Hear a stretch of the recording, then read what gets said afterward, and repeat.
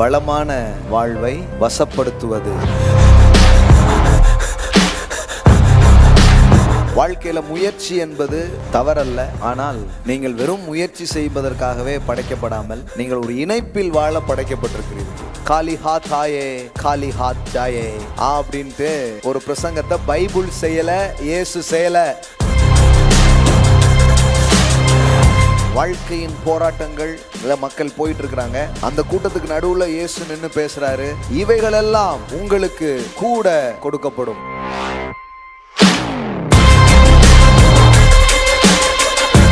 நீ தேடுறதுக்கு ஒண்ணு இருக்குது, அது என்னன்னு உனக்கு சொல்லிடுறேன், அதை நீ தேட போற. அப்ப என்ன ஆகும்? இதெல்லாம் உன்னை தேடி வரும். எப்படி அட்ராக்ட் பண்ணிக்க போறீங்க, எப்படி கவர போறீங்க, இன்னும் சொல்ல போனா வசீகரிப்பது. எவ்வளவு விசேஷமானவன் நீங்க புரிஞ்சுக்கிட்டீங்கன்னா எல்லாமே நீங்க இழுத்துருவீங்க அப்படியே. சார், வாழ்க்கையின் தேவைக்கும் நான் விசேஷித்தவன்ங்கிறதுக்கும் என்னங்க சம்பந்தம் அப்படின்னு கேட்கலாம். பெரிய சம்பந்தம் இருக்கு. நீங்க அதை தான் காட்ட போறேன். கடவுளுக்கு என் தேவை பத்தி அக்கறையே இல்லை, கடவுள் என்னை கவனிக்கவே இல்லைங்கிறது தான் பெரிய பொய். மனுஷனுடைய பிரச்சனை என்ன தெரியுமா? அவனுக்கு ஃபாதர் யாருன்னு தெரியாதுதான் பிரச்சனை. நான் சொல்றேன், பாவர்ட்டி ஸ்பிரிட்டுக்கும் ஆஃபன் ஸ்பிரிட்டுக்கும் ரொம்ப பெரிய தொடர்பு இருக்கு. எப்பெல்லாம் ஆஃபன் ஸ்பிரிட்டை உடைக்கிறோமோ அப்பெல்லாம் பாவர்ட்டி ஸ்பிரிட்டை உடைக்கிறோம். எனக்கு மட்டும் ஒரு அப்பா இருக்கிறாருன்னு புரிஞ்சிச்சுன்னா வாழ்க்கை செழிக்க ஆரம்பிச்சு. கடவுள் யாரையாவது பார்த்தாருன்னா கண்டிப்பா உங்களுக்கு என்ன சொல்லிடுவாரு? உனக்கு லேண்ட தரேன். சொல்றாங்க பாருங்க, நிலம் எங்கள் உரிமை, என் தங்கம் என் உரிமை.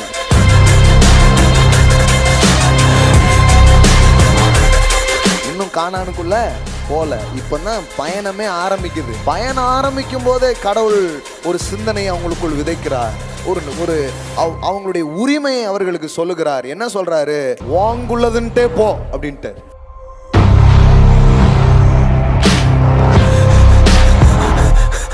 இந்த போதனையை கரெக்டாக புரிஞ்சுக்கிட்டீங்கன்னா இது வரைக்கும் இல்லாத லேண்டெல்லாம் நீங்கள் வாங்குவீங்க. இந்த இடத்துல நின்று இப்போ நீங்கள் இதை கேட்டுட்டு இருக்கீங்கன்னா உங்களுக்கு சொல்கிறேன், உங்களுக்கு சொந்தமாக பல ஏக்கர்ஸ் லேண்ட் உங்களுக்கு வரப்போகிறது. சொந்தமாய் வீடுகளை நீங்கள் வாங்குவீர்கள், நிலங்களை நீங்கள் சுதந்திரிப்பீர்கள். நான் உங்களுக்கு சொல்லுகிறேன். ஆமென். கடவுள் லோதேபார் வைக்கல, ஹை தர்பார் வச்சிருக்கிறார். Lo Debar to high Darbar. இதை படிச்சீங்கன்னா உங்களுக்கு புரியும். ஸ்லம் டாக் மில்லினியர் கதையே இதில் தான் இருக்குது. ஸோ அந்த மாலையிலும் நாம் தொடர்ந்து தேவனுடைய வார்த்தையை படித்து வருகிறோம். கடவுள் எங்களே வனாந்தரத்தில் விட்டுறதில்ல, நட்டாத்தில் விட்டுட்டு போகிறவர் கிடையாது. தீயையும் தண்ணீரையும் கடந்து வந்தோம், செழிப்பான இடங்களில் கொண்டு வந்து விட்டீர். இது படித்தோம் போன வாரம். ஸோ இந்த வாரமும் நாம் தொடரப்போகிறோம்.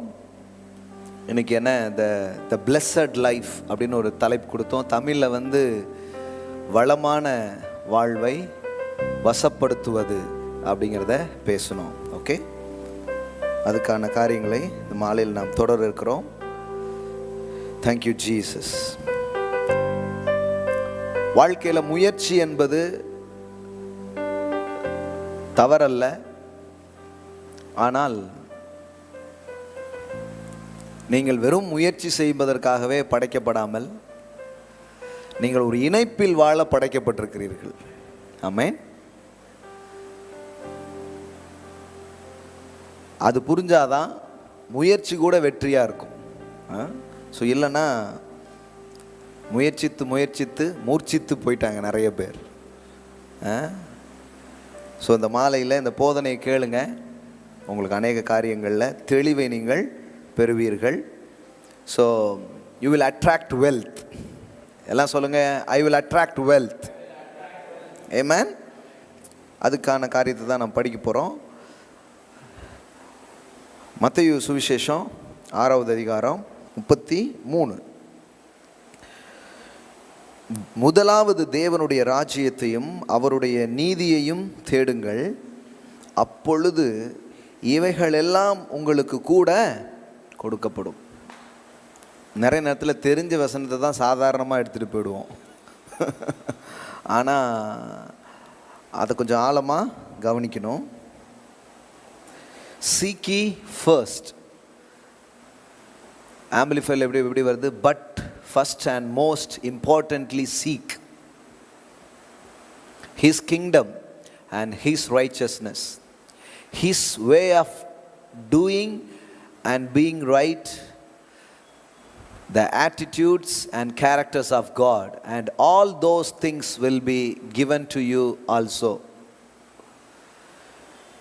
அங்கே வந்து பலவிதமான தேவைகள், வாழ்க்கையின் போராட்டங்கள் இதில் மக்கள் போயிட்டுருக்குறாங்க. அந்த கூட்டத்துக்கு நடுவில் இயேசு நின்று பேசுகிறாரு. என்ன பேசுகிறாரு? இவைகளெல்லாம் உங்களுக்கு கூட கொடுக்கப்படும். What is the message of Christ? இந்த உலகத்தில் உங்களுக்கு ஒன்றும் கிடையாது. 6 அடி நிலம் கூட கிடையாது. வெறுங்கையாய் வந்தோம், வெறுங்கையாய் போவோம். காலி ஹாத் ஆயே காலி ஹாத் ஜாயே அப்படின்ட்டு ஒரு பிரசங்கத்தை பைபிள் செய்யலை, இயேசு செய்யலை அப்படிங்கிறத சொல்ல விரும்புகிறேன். ஆமென். பைபிளுடைய பிரசங்கம் வித்தியாசமானது. அதனால தான் நான் சில வாரங்களுக்கு முன்பாக பேசினேன். இந்த உலகத்தில் ரொம்பவும் மிஸ் ரெப்ரசன்ட் பண்ணப்பட்ட ஒரு புக் இருக்குன்னா அது பைபிள். மிஸ் அண்டர்ஸ்டாண்டிங்கான ஒரு நபர் இருப்பார்னா அவர் ஜீசஸ் கிரைஸ்ட். ஆமென். அதனால் நம்மளை பற்றி இன்றைக்கி யாரும் தப்பாக புரிஞ்சுக்கிறதுல நாங்கள் வருத்தப்படுறதே இல்லை. ஏன்னா அண்ணானப்பட்ட பைபிளையே தப்பாக புரிஞ்சுருக்குறோம். அண்ணானப்பட்ட பெரிய அண்ணாச்சியே தப்பாக புரிஞ்சுக்கும் போது நம்மளை தப்பாக புரிஞ்சு விமர்சனம் பண்ணுறதுல நம்ம கவலைப்படுறதே இல்லை. பாருங்கள், வேதாகமத்தினுடைய செய்தியை மக்கள் இன்னும் உள்வாங்கிக்கல, புரிஞ்சுக்கல. புரிஞ்சுட்டா இன்னைக்கு இந்த உலகமே ஆண்டவர் பின்னாடி வந்துடும். ஏன்னா எல்லாரும் எதை தேடிக்கொண்டிருக்கிறார்களோ அதற்கான பதிலை தேவனுடைய வார்த்தை முன்வைக்கிறது. உங்கள் வாழ்க்கையின் பிரச்சனைகள், உங்கள் வாழ்க்கையின் தேவைகள், உங்கள் வாழ்க்கையின் கேள்விகள், உங்கள் வாழ்க்கையின் போராட்டங்கள் எதுவாக வேணாலும் இருக்கலாம். அதுக்கான தீர்வை தேவனுடைய சுவிசேஷம் முன்வைக்கிறது, தேவனுடைய வார்த்தைகள் முன்வைக்கிறது. அதனால தான் பாருங்கள், நாம் எப்போவுமே we speak answers. ஆமென். நீங்கள் என்ன பிரசங்கம் பண்ணுறீங்கன்னு கேட்குறாங்க.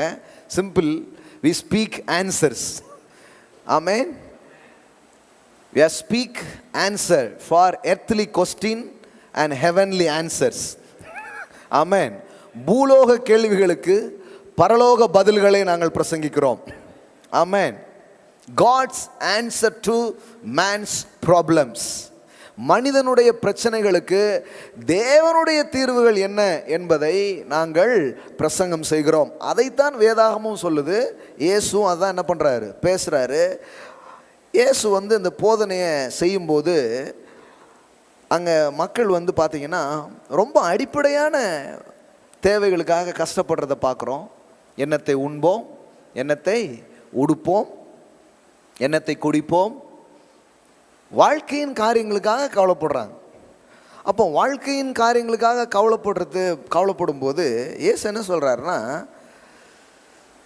இதெல்லாம் உங்களுக்கு வேண்டவே வேண்டாம், நீங்கள் இதுக்காகவா கவலைப்பட்டு இருக்கணும், இதெல்லாம் உங்களுக்கு தேவையே கிடையாது. அப்படி அங்கே ஒரு பிரசங்கத்தை அவர் முன்வைக்காமல் அவர் என்ன பேசுகிறார் அப்படின்னு பார்த்தா 32வது வசனம் பாருங்கள். இவைகளையெல்லாம் அஞ்ஞானிகள் நாடி தேடுகிறார்கள், இவைகளெல்லாம் உங்களுக்கு வேண்டியவைகள் என்று உங்கள் பரமபிதா அறிந்திருக்கிறார். அப்படின்னா என்னன்னா, இது எப்படி சொல்கிறது, அஞ்ஞானிகள் அப்படின்னு சொன்னால் தேவனை அறியாதவர்கள், ஜென்டைல்ஸ் அப்படின்னு வருதா, பேகன் அப்படின்னு வருது. For the pagan or gentiles eagerly seek all those things, but do not worry, for your heavenly Father knows that you need them. இதெல்லாம் உங்களுக்கு வேணும்னு உங்கள் அப்பா என்ன பண்ணியிருக்கிறாரு, அறிந்திருக்கிறார். நல்லா தெரிஞ்சுக்கோங்க, அவர்கள் அதையெல்லாம் நாடி தேடுகிறார்கள். இதுலேயே ஒரு மேட்ரு வந்துடுச்சு. என்ன மேட்ரு வந்துடுச்சுன்னா, நீ எல்லாம் அதை நாடி தேடுற ஆளாக இருக்க போகிறதில்ல. நீ தேடுறதுக்கு ஒன்று இருக்குது, அது என்னன்னு உனக்கு சொல்லிடுறேன், அதை நீ தேட போகிற. அப்போ என்ன ஆகும், இதெல்லாம் உன்னை தேடி வரும். அல்லேலூயா. எல்லாம் சொல்லுங்கள், உங்களை தேடி வரும். அதுதான் வசப்படுத்துறது. எல்லாம் சொல்லுங்கள், வளங்களை வசப்படுத்துவோம். எப்படி அட்ராக்ட் பண்ணிக்க போகிறீங்க, எப்படி கவர போகிறீங்க, இன்னும் சொல்லப்போனால் வசீகரிப்பது. யூ கேன், உங்களால் இந்த தேவன் இந்த பூமியில் வைத்திருக்கிற எல்லா சிறந்ததையும் என்ன பண்ண முடியும்? ஈர்த்து கொள்ள முடியும், கவர முடியும் என்பதுதான் விஷயம். அது எப்படிங்கிறதான் பார்க்க போகிறோம். முதல்ல அவங்க அதை நாடி தேடுறாங்க, ஆனால் நீ எதை தேடணும்னு பண்ணுறாரு சொல்கிறாரு. இப்போ இதில் பாருங்கள், இவைகள் எல்லாம் உங்களுக்கு வேண்டியவைகள் என்று உங்கள் பரமபிதா அறிந்திருக்கிறார். எல்லாம் சொல்லுங்கள், இவையெல்லாம் வேண்டியவைகளாம். நிறைய கிறிஸ்தவங்க என்ன பேசி வச்சுட்டாங்கன்னா, இதெல்லாம் வேண்டாதவைகள். வேண்டாதவைகள்னு சொல்லிட்டு திங்கக்கிழமைலேருந்து சனிக்கிழமை வரைக்கும் எதை யோசிச்சுட்டு இருக்காங்க? இல்லையே இல்லையே இல்லையே அப்படின்னு யோசிச்சுட்டு இருக்காங்க. அதனால் பாருங்கள், இயேசுவை விட ரொம்ப பெரிய ஆளெல்லாம் ஆயிடாதீங்க. இயேசுவே சொல்லிட்டார், இவைகளெல்லாம் உங்களுக்கு வேண்டியவைகள் என்று. கடவுளுக்கு தெரியுமா? உன்னை மனுஷனை படைச்ச கடவுளுக்கு அவனுக்கு வயிறு இருக்குன்னு தெரியாதா? வயிறு மட்டும் இல்லை, அவனுக்கு உடம்புன்னு ஒன்று இருக்குது. உடம்பு மட்டும் இல்லை, அவனுக்கு என்ன இருக்குது? மனசுன்னு ஒன்று இருக்குது, உணர்வுன்னு ஒன்று இருக்குது. அது மட்டும் இல்லை, அவனுக்கு குடும்பம்னு ஒன்று இருக்குது, பிள்ளைகள்னு ஒன்று இருக்குது, சமூகம்னு ஒன்று இருக்குது. இப்படி மனுஷனுடைய அனைத்து தேவைகளையும் அவர் அறிந்தவராக, அதெல்லாம் அவனுக்கு வேண்டும் என்று அவர் அறிந்தவராக இருந்தால் தான் அவர் கடவுள். புரியுது அவங்களுக்கு? சும்மா பிள்ளைய பெற்று போட்டுட்டு நீங்கள் வளருங்கன்னு எந்த அப்பாவாவது போனால் எப்படி இருக்குன்னு யோசித்து பாருங்கள். வரிசையாக பெற்று போட்டுட்டு அப்படியே கிடைங்க, படிக்க வேண்டியும் படிங்க, சாப்பிட்றவன் சாப்பிடுங்க, பெக்க வேண்டியது என் கடமை, நான் பெற்றுட்டேன். அப்படி இருந்தால் எப்படி இருக்கும்? நிறைய பேர் கடவுளை பற்றி அப்படி தான் போட்டு ஒரு பிக்சரை கொடுத்து விட்டாங்க. என்னன்னா, அவர் படைச்சிட்டார், படைப்பாளி. படைப்பாளி படைச்சிட்டான். இனிமேல் நீ என்ன பண்ணு, நீ எப்படியோ போய் முன்னேறிப்போ, யாரை பிடிப்பியோ யாரை நசுக்குவியோ அதெல்லாம் தெரியாது. நீ என்ன பண்ணணும்? சர்வைவல் ஆஃப் த ஃபிட்னஸ் அப்படிங்கிற மாதிரி, நீ வலிமையாக இருந்தால் வாழ்ந்துக்கோ, இல்லைன்னா போய் சேர்ந்துக்கோ. அப்படியே ஒரு விட்டுட்டார் கடவுள் அப்படின்ட்டாங்க. அதனால தான் பாருங்கள், இந்த இடத்துல கடவுள் வெறும் படைப்பாளி அப்படின்னு இயேசு பேசலை. இயேசு கடவுளை பற்றி பேசுவதை நாம் புரிந்து கொள்ள வேண்டும். கடவுள் எப்படிப்பட்டவர்? ஒரு படைப்பாளி அல்ல, அவர் உங்கள் பரம தகப்பன். அல்லேலூயா. எல்லாம் சொல்லுங்க, படைத்தவர் என் அப்பாவாக இருக்கிறார். ஏன் இந்த அப்பாவை கொண்டு வர்றாருன்னா, ஏதோ சிருஷ்டித்தார், சிருஷ்டி கடவுள் படைச்சிட்டு அப்படியே போயிட்டாரு அப்படின்ட்டு. அதனால தான் நிறைய பேர் டென்ஷன் ஆகிட்டான், என்னையா அவர் அப்படியே விட்டு போயிட்டாரா அப்படின்ட்டு. அற்பமான சாதாரணமான சில படைப்புகள் இருக்கிறது, அதை உங்கள் அப்பா எப்படி டீல் பண்ணுறாருன்னு சொல்கிறார். அதுக்கப்புறம் படைப்புகளுக்கெல்லாம் மகுடமாக இருக்கிற இந்த மனுவர்க்கத்தை அவர் எப்படி டீல் பண்ணுறார் அப்படின்னு பேசுகிறார். எக்ஸாம்பிளுக்கு என்ன கொண்டு வராரு அங்கே பார்த்தீங்கன்னா, 26வது வசனம், ஆகாயத்து பட்சிகள், இதை கொஞ்சம்லாம் பாருன்னு சொல்லிட்டு சொல்கிறாரு. அதுக்கு விதைக்க தெரியாது, அறுக்கிறதுக்கும் தெரியாது, எஃப்டிலையும் சேவிங்லேயும் மியூச்சுவல் ஃபண்ட்ஸ்லையும் போட்டு வைக்கவும் தெரியாது. ஆனால் அவைகளையும் உங்கள் பரமபிதா பிழைப்பு ஊட்டுகிறார் அப்படிங்கிறார். அப்படின்னா என்னென்னா, பாருங்களேன், இது ரொம்ப கவனிக்கணும். அதான் நம்ம தெரிஞ்ச வசனத்தெல்லாம் அப்படியே விட்டு போயிடுவோம். சிலர் என்ன நினைக்கிறாங்கன்னா, படைச்சிட்டு கடவுள் போயிட்டாரு எங்கேயோ வெக்கேஷனுக்கு. இந்த காக்கா குருவிகள்லாம் என்ன பண்ணுது? அதுகள் பாட்டுக்கு ஓடி திரிஞ்சு என்னத்தையாவது பாட்டி வடை சுட்டா கையிலேருந்து பிடிக்கிட்டு போயிட்டு ஏதோ அது என்ன பண்ணுது, சாப்பிடுது போல அப்படின்னு நம்ம நினச்சிக்கிறோம். சாப்பிடுகிறது அப்படின்னு இயேசு சொல்லலை, நல்லா தெரிஞ்சுக்கோங்க. இயேசு அங்கே சொல்கிற வார்த்தை கவனிச்சு பாருங்க, அவைகளையும் உங்கள் பரமபிதா பிழைப்பூட்டுகிறார். அப்படின்னா என்னன்னா, பார்த்து கொண்டிருக்கிற இந்த படைப்பு, பார்த்து கொண்டிருக்கிற இந்த சகல சிருஷ்டிகளையும் கடவுள் ஏதோ படைச்சிட்டு அப்படியே விட்டுருல, டெய்லி அதை ஃபீட் பண்ணுறார். ஆமென். ஏதோ ஒரு அதாவது இந்த கிரியேஷன் ஒரு கிளாக் மாதிரி செட் பண்ணி வச்சுட்டு சர்ன்னு இப்படி சுற்றிட்டே இருக்குது அப்படி நினச்சிக்க கூடாது. அப்படி ஒரு சுழற்சியை வச்சுட்டு போயிட்டாரு, அந்த சுழற்சியின் கீழே எல்லாத்துக்கும் சாப்பாடு கிடைச்சிருது அப்படி சொல்ல. இங்க என்ன சொல்லியிருக்குன்னா, அவர் எடுத்து ஊட்டுகிறார். பிழைப்பு என்ன பண்றாரு? ஊட்டுகிறார், பிழைப்பு ஊட்டுகிறார். அப்படின்னா என்ன அர்த்தம்? ஃபீட் பண்றார். ஏதோ அங்கங்க வச்சுட்டாரு கிடைச்சிரும் அப்படி சொல்ல. அவர் ஃபீட் பண்ணுறார். அதாவது அதனுடைய தேவை சந்திக்கப்படுறதுக்கு அவர் ஒரு காரியத்தை அங்கே என்ன பண்ணுறாராம், செய்கிறாராம். அப்படி சொல்லிட்டு டக்குன்னு எப்படி கனெக்ட் பண்ணுறாரு பாருங்க. அவைகளை பார்க்கிலும் நீங்கள் விசேஷித்தவர்கள் அல்லவா. எல்லாம் சொல்லுங்க, நீங்கள் விசேஷித்தவர் அல்லவா. சார், வாழ்க்கையின் தேவைக்கும் நான் விசேஷித்தவன்கிறதுக்கும் என்னங்க சம்மந்தம் அப்படின்னு கேட்கலாம். பெரிய சம்மந்தம் இருக்குது. இன்றைக்கி அதை தான் காட்ட போகிறேன். நீங்கள் எவ்வளோ விசேஷமானவன் நீங்கள் புரிஞ்சுக்கிட்டீங்கன்னா எல்லாமேத்தையும் நீங்கள் இழுத்துருவீங்க. அப்படியே எல்லாத்தையும் நீங்கள் அட்டாக் பண்ண ஆரம்பிப்பீங்க. எல்லாவற்றையும் வசீகரிக்க ஆரம்பிச்சிருவீங்க. எல்லாம் உங்கள் பட்சம் வர்றதை நீங்கள் என்ன பண்ணுவீங்க, பார்க்க ஆரம்பிப்பீங்க. என்ன சொல்கிறாரு, முதல்ல இதெல்லாம் உனக்கு தேவை, அடுத்தது மதம் என்ன சொல்லிட்டு அதெல்லாம் தேவையில்லைன்னு சொல்லிட்டு இருக்காங்க.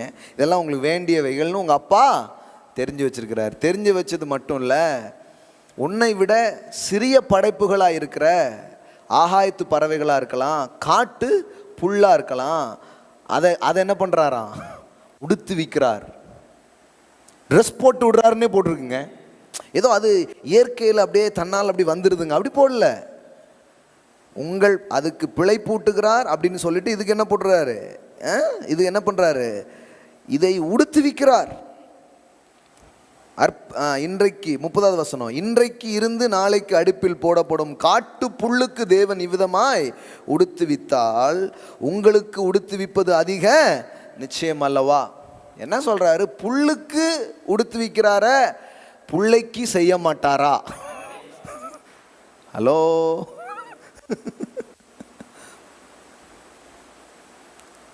நம்ம ஊரில் பாருங்க, ராஜாக்கள்லாம் முல்லைக்கு தேர் கொடுத்தான் அப்படிங்கிறாங்க. அந்த மாதிரிலாம் இருந்திருக்காங்க பாருங்க. மனிதனுடைய தாராளமே இப்படி வெளிப்படும்னா கடவுள் எப்படிப்பட்டவர்னு கொஞ்சம் யோசித்து பாருங்க. கடவுளுக்கு என் தேவையை பற்றி அக்கறையே இல்லை, கடவுள் என்னை கவனிக்கவே இல்லைங்கிறது தான் பெரிய பொய். இன்னைக்கு உங்கள் வாழ்க்கையில் தரித்திரம் இருக்கிறதுக்கான காரணத்தை நான் சொல்கிறேன் பாருங்க. நீங்கள் தேவனை விட்டு தூரமாக இருப்பது போலவும், தேவன் உங்கள் மேலே அக்கறை இல்லாதவராக இருக்கிறவர் போலவும், ஏதோ வாழ்க்கையில் நீங்கள் தனியாக விடப்பட்டீங்க, அவர் எங்கேயோ இருக்கிறாருன்னு ஒரு பயம், ஒரு செப்பரேஷன் திங்கிங் இருக்குது பாருங்க. அதுதான் தரித்திரத்தினுடைய அடையாளமாக இருக்கிறது. அங்கே தான் தரித்திரம் வேலை செய்யுதுங்கிறேன் நான். இந்த மாலையில் அது உடையட்டும் இயேசுவின் நாமத்தில். என் மேலே அக்கறையாக இருக்கிற ஒரு அப்பா எனக்கு இருக்கிறாரு, என் மேலே கவனம் செலுத்துக்கிற ஒரு டேடி எனக்கு இருக்கிறாரு. அவர் காட்டு புல்லுக்கும் ஆகாயத்து பட்சிகளுக்கும் உணவளிப்பார்னா, உடுத்து விற்பார்னா அவருடைய பிள்ளை நான்.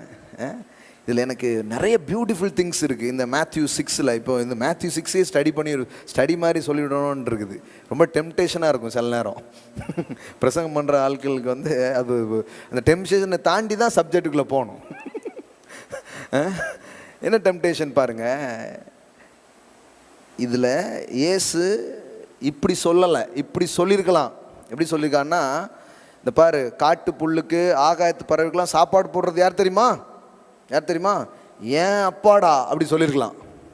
எங்கள் அப்பா தான் எல்லாத்துக்கும் சாப்பாடு போடுறார், கவலைப்படாத, நீ அடாப்டட் சன், உனக்கும் தருவார் அப்படி சொல்லியிருக்கலாம். அப்படி சொல்ல பாருங்க. அவர் எல்லாத்தையும் வச்சுட்டு எல்லாத்தையும் போஷித்துட்டு என்ன சொல்றாரு, எப்படி வருது பாருங்க அந்த வார்த்தைகள். உங்கள் பரமபிதா பிழை பூட்டுகிறார். எல்லாம் சொல்லுங்க, your daddy, your heavenly daddy. எப்படி கனெக்ட் பண்ண, இவன் அனாதை மாதிரி நினச்சிக்கிட்டு இருக்கான், திக்கற்றவன் போல் நினச்சிட்டு இருக்கான். அவர் சொல்றாரு, உங்க அடுப்படியில் தான்ப்பா சாப்பாடே நடக்குதுங்கிறாரு. உங்க வீட்டில் தான் சாப்பாடு செஞ்சு ஊருபுறம் பொட்டலம் போயிட்டு இருக்குது. நீ ரோட்டில் நின்று எனக்கு ஒன்றுமே கிடைக்கலன்னு நினச்சிட்டு இருக்கிற, சோறே உங்கள் வீட்டில் தான்டா ஆகுது. அதனால தான் அந்த கெட்டகுமாரன் கதையில் பார்த்தீங்கன்னா அவன் நினைக்கிறானா, எங்கள் அப்பா வீட்டில் வேலைக்காரன் கூட திருப்தியாக சாப்பிட்றான். மனுஷனுடைய பிரச்சனை என்ன தெரியுமா, அவனுக்கு ஃபாதர் யாருன்னு தெரியாது தான் பிரச்சனை. அந்த ஃபாதர் அவன் மேலே அக்கறையாக இருக்கிறாருன்னு தெரியாதான் பிரச்சனை. நீங்கள் நினைக்கலாம், இதுக்கும் செழிப்புக்கும் சம்மந்தம் இருக்கா, இதுக்கும் வெற்றிக்கும் சம்மந்தம் இருக்கா, இதுக்கும் வாழ்க்கையின் முன்னேற்றக்கும் சம்மந்தம் இருக்கான்னா ரொம்ப சம்மந்தம் இருக்கு, ரொம்ப சம்மந்தம் இருக்கு. அதனால தான் இயேசு இதை கனெக்ட் பண்ணி பேசுகிறாரு. என்ன சொல்கிறாரு, உங்கள் பரமபிதா. எல்லாம் சொல்லுங்க, யுவர் ஃபாதர். எல்லாம் சொல்லுங்க, மை ஃபாதர். அந்த இடத்துல வந்து அவர் வேற மாதிரி கூட சொல்லியிருந்திருக்கலாம். என்ன சொல்லியிருந்திருக்கலாம்? ஏன் அப்பா, எங்களுடைய பரம தகப்பன் அப்படின்னு சொல்லியிருக்கலாம். ஆனால் அவர் சொல்றாரு யுவர் டேட். அப்படின்னு நினைத்தனா இவன் வந்து ஒரு அநாத மாதிரியே யோசிக்கிறான். அந்த எண்ணத்தை தான் உடைக்கிறார். நான் சொல்கிறேன், பாவர்ட்டி ஸ்பிரிட்டுக்கும் ஆஃபன் ஸ்பிரிட்டுக்கும் ரொம்ப பெரிய தொடர்பு இருக்குது. எப்பெல்லாம் ஆஃபன் ஸ்பிரிட்டை உடைக்கிறோமோ அப்பெல்லாம் பாவர்ட்டி ஸ்பிரிட்டை உடைக்கிறோம். எப்பெல்லாம் அநாதையின் மனநிலையை நாம் உடைத்து ஜனங்களை வெளியே கொண்டு வருகிறோமோ அப்பொழுதே தரித்திர மனநிலையும் நாம் உடைக்கிறோம் என்ற அர்த்தம். ஏனென்றால் அநாதையாய் நான் இருக்கிறேன், திக்கற்றவனாய் நான் இருக்கிறேன், யாருமே என்னை கவனிக்கலை அப்படின்னு நினைக்கிறது தான் மக்களை தரித்திரத்தில் வைத்திருக்கிறது. இல்லாமையிலும் இயலாமையிலும் அவர்கள் வாழ்வதற்கு அதுதான் காரணமாக இருக்கு. எனக்கு மட்டும் ஒரு அப்பா இருக்கிறாருன்னு புரிஞ்சிருச்சுன்னா வாழ்க்கை செழிக்க ஆரம்பிச்சிடும். ஆமென். எல்லாம் சொல்லுங்க, பிதா உண்டு, நீங்கள் அனாதைகள் அல்ல. ஆமென். இப்போ நீங்கள் யாருங்கிறத உங்களுக்கு புரிய வைக்கிறது தான் வளங்களை வசப்படுத்துவதற்கான வழியாக இருக்கிறது. ஓகே, இப்படி சொல்லிட்டு தான் ஏசு சொல்கிறாரு, இதெல்லாம் பார்த்து கவலையே படாத. சொல்லுங்க, கவலைப்படாதிருங்கள். ஏன்னா அந்த ஒரி எல்லாத்தையும் பிளாக் பண்ணக்கூடியது, அடைக்கக்கூடியது.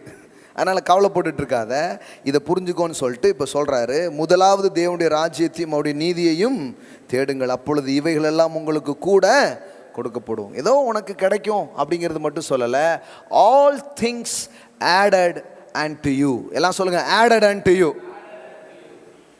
எல்லாம் சொல்லுங்கள், எல்லாம் எனக்கு கூட கொடுக்கப்படும். ஆமென். இந்த வார்த்தையை பேசுங்க. ஒவ்வொரு நாளும் எனக்கு என்ன கிடைக்கும், அப்படியே இந்த சம்பளத்திலே தான் நான் வாழ போறேனாக்கும் அப்படிலாம் சொல்லாமல் எல்லாம் எனக்கு கூட கொடுக்கப்படும் என்று இயேசு சொல்லியிருக்கிறார். ஆமென். என் வருமானம் பெருகுன்னு சொல்லுங்க. எனக்கான இன்கம்ஸ் எல்லாம் என்ன பண்ணும், பெருகும் அப்படின்னு சொல்லுங்க. எனக்கு கூட கொடுக்கப்படும். என் பிதாவை அறியும் போது, கிறிஸ்துக்குள்ள நான் யாருங்கிறத தெரிஞ்சுக்கும் போது எல்லாம் எனக்கு கூட கொடுக்கப்படும். All things added and you அப்படிங்கிறது தான் முக்கியமாக இருக்குது. சரி, இப்போ போகலாம். இந்த போதனையில் நம்ம புரிஞ்சிக்க வேண்டியது என்ன அப்படின்னு சொன்னால், மத்தேயு 6:38 அடிப்படையில் ஒரு பார்வை நமக்கு கிடைக்குது. என்ன பார்வை கிடைக்குதுன்னா, எல்லா படைப்புகளையும் கடவுள் இவ்வளவு அக்கறையாக பார்ப்பார்னா அவர் சொந்த பிள்ளையாக இருக்கிற உங்களை என்னையும் எப்படி பார்ப்பார்? ஆமென். எல்லாம் சொல்லுங்கள், நான் பிள்ளை. அதான் சொல்லிட்டேன், புல்லுக்கு செய்வார்னா பிள்ளைக்கு செய்ய மாட்டாரா? இந்த இந்த இது இது இந்த ரெவலேஷன் வரணும் பாருங்க. இந்த ரெவலேஷன் தான் ப்ராஸ்பரிட்டி உங்கள் பக்கம் இழுக்குது. அதுக்கே செய்வார்னா எனக்கு கண்டிப்பாக செய்வார். கடவுள் உன் மேலே கடவுளுக்கு அக்கறையே இல்லை, அது ஒரு பொய். அதை உடைச்சிடணும். அந்த பொய் தான் தரித்திரத்தில் உட்கார வைக்கி, யார்கிட்டையா போய் கையேந்த வைக்கி, எங்கேயாவது போய் கடனை உடனே வாங்க வைக்குது. அப்படி இப்படி உருட்டி புரட்டி ஏதாவது இந்த மாதத்தை ஓட்டிடலாமா அப்படிங்கிற நிலையெல்லாம் உங்களை ஏன் தள்ளி விடுது? அதுதான். எனக்கு ஒரு அப்பா இருக்கிறாரு, என் மேலே ரொம்ப அக்கறையாக இருக்கிறாரு, என் தேவைகள் அவருடைய பார்வையில் பிரதானமானதாக இருக்கிறது. தம்முடைய மகிமையின் ஐஸ்வரியத்தின்படி என் குறைவுகளை எல்லாம் நிறைவாக்குகிறவராக அவர் இருக்கிறார். Amen. Hallelujah. My God shall supply all my needs. Paul சொல்றாரு. ஒருவேளை சிலர் இதை படிச்சுக்கிட்டு என்ன யோசிக்கக்கூடாதுன்னா, வெறும் சட்ட துணி தருவார், வயிற்றுக்கு தருவார் அப்படின்னு மட்டும் யோசிச்சுட்டு போயிடக்கூடாது. பிலிப்பியர் 4:19 பவுல் பேசும்பொழுது அதை இன்னும் விரிவுபடுத்தி பேசுகிறார். என் தேவன், பவுல் சொல்கிறாரு, இவங்கெல்லாம் பாருங்களேன் கடவுளை எப்படி பார்த்துருக்காங்க பாருங்க. என் தேவன், my God will liberally supply, fill until full you every need according to his richness in glory in Jesus Christ. எப்படி வருது பாருங்க, என் தேவன் தம்முடைய ஐஸ்வரியத்தின்படி உங்கள் குறைவுகளை எல்லாம், எல்லாம் சொல்லுங்க, குறைவுகளை எல்லாம். சில சொல்லுவாங்க பாருங்க, பாலசேகர் பாருங்க வெறும் சட்ட துணி தருவன்னாரு, சாப்பாடு தருவன்னாரு, மற்றதெல்லாம் எப்படி நம்ம சேர்க்க முடியும்? அதிலே வந்துடுச்சு, ஆல் திங்ஸ் ஆடட் அன்டு யூனா எல்லாமே உனக்கு கூட கொடுக்கப்படும். ஆனாலும் சிலருக்கு இன்னும் டவுட்டாகவே இருக்கும். அது எல்லாம்னா சாப்பாடு மட்டும் எல்லாம் தருவார், ஃபுல் மீல்ஸ் அப்படின்றாங்க. அதனால தான் பவுல் சொன்னதையும் சேர்த்தே படிச்சிடலாம். அங்கே என்ன போட்டிருக்குது, என் தேவன் தம்முடைய ஐஸ்வரியத்தின்படி உங்கள் குறைவுகளை எல்லாம், எல்லாம் சொல்லுங்க, குறைவுகளை எல்லாம். குறைவுகளை எல்லாம், என்ன குறைவா வேணாலும் இருக்கலாமே, அது ஃபினான்ஷியலாக இருக்கலாம், ஃபிசிக்கலாக இருக்கலாம், or spiritual need, or mental need, or relational need, whatever be, எதுவாக வேணாலும் இருக்கலாம். குறைவுகளை எல்லாம் கிறிஸ்துவுக்குள் மகிமையிலே நிறைவாக்குவார். ஆமென். இந்த மாலையில் சொல்றேன், நான் உங்கள் குறைவுகள் நிறைவாக்கப்படும் என்று நான் சொல்லுகிறேன். ஆமென். பாவர்ட்டி லைஃப் கிடையாது. Christian life is not a poverty life. It's not a life of lack. No no no, it's a life of fullness, abundance. My God shall supply all your needs, all your needs, whatever be. இந்த போதனை கேட்கும்போது நீங்க என்னென்ன தேவைகள் இருக்கீங்களோ அந்த தேவைகளை தேவன் சந்திக்கிறவராக இருக்கிறார். எந்த லெவலில் சந்திக்கிறாரு? Not according to your need based, according to his richness and glory. அப்படின்னா என்னன்னா, உங்கள் தேவையின் அளவிற்கு ஏற்றாறு போல் அவர் சந்திக்காமல் அவர் அளவிலிருந்து உங்கள் தேவைகளை சந்திக்கிறாராம். ஆமென். இது எத்தனை பேருக்கு புரியுது? இது வேற, இது வேற, இது வேற. உனக்கு என்ன தேவையோ அதன் அடிப்படையில் தந்து அல்ல, அக்கார்டிங் டு ஹிஸ் ரிச்னஸ்.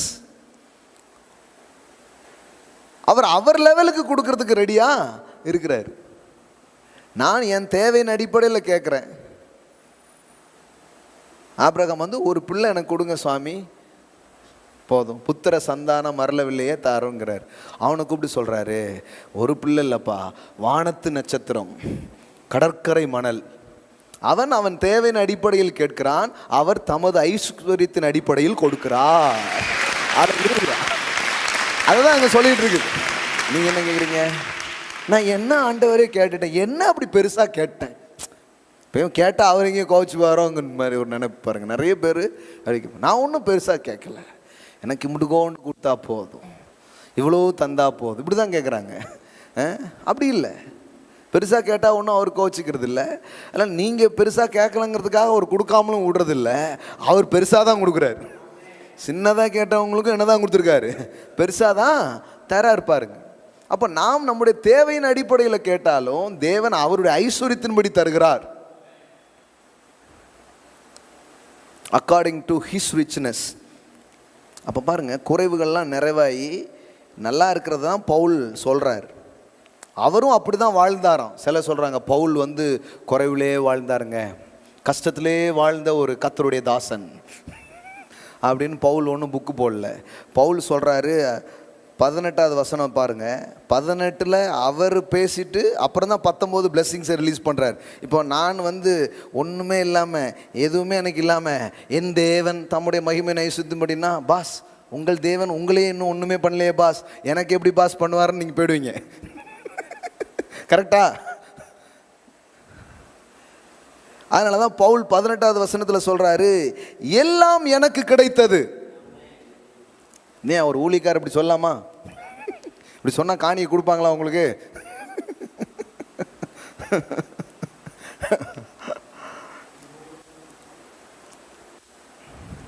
இன்னைக்கு பேங்க்கில் மேனேஜரோட பேசிகிட்டு இருக்கும்போது, சார் உங்களுக்கு நீங்கள் பாஸ்டர் தானே, மற்றபடி உங்களுக்கு என்ன சொன்னால், எனக்கு பலவிதமான இன்கம்ஸ் இருக்குது, உங்களுக்கு தெரியாது.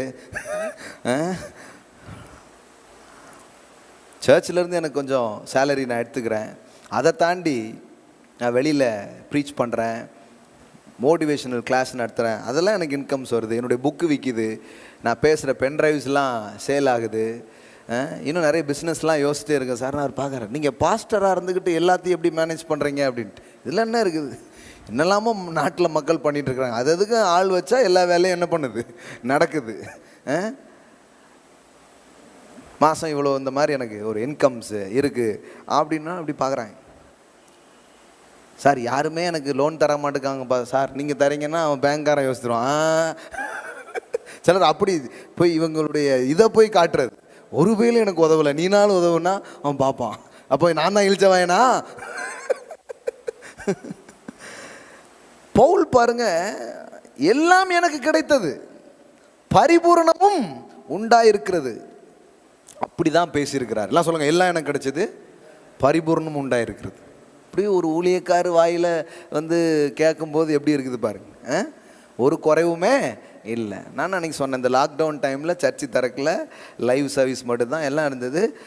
நான் உண்மையிலே ஆண்டவருக்கு மகிமையாக சொல்கிறேன், எல்லாம் எனக்கு கிடைத்தது, ஒரு குறைவும் இல்லை. ஆமென். எல்லா செக்கும் வழக்கம் போல் எழுதணும், எல்லா இடத்துக்கும் பே பண்ணோம், எல்லா காரியத்தையும் செஞ்சோம். அதெல்லாம் தாண்டி கொஞ்சம் பேருக்கு உதவுற மாதிரி ஆண்டவர் பண்ணி விட்டார். ஹல்லேலூயா. ஏன்னா இப்போ நான் சொல்கிறேன் பாருங்க, என் தேவன் இப்போ சொன்னா எந்த தேவனை பற்றி சொல்கிறீங்க? என் தேவனை பற்றி தான் பேசிகிட்டு இருக்கேன். லாக்டவுன்லேயும் பல லட்சங்களை என்னுடைய அக்கௌண்ட்டில் கொண்டு வந்து போட்ட என் தேவன்.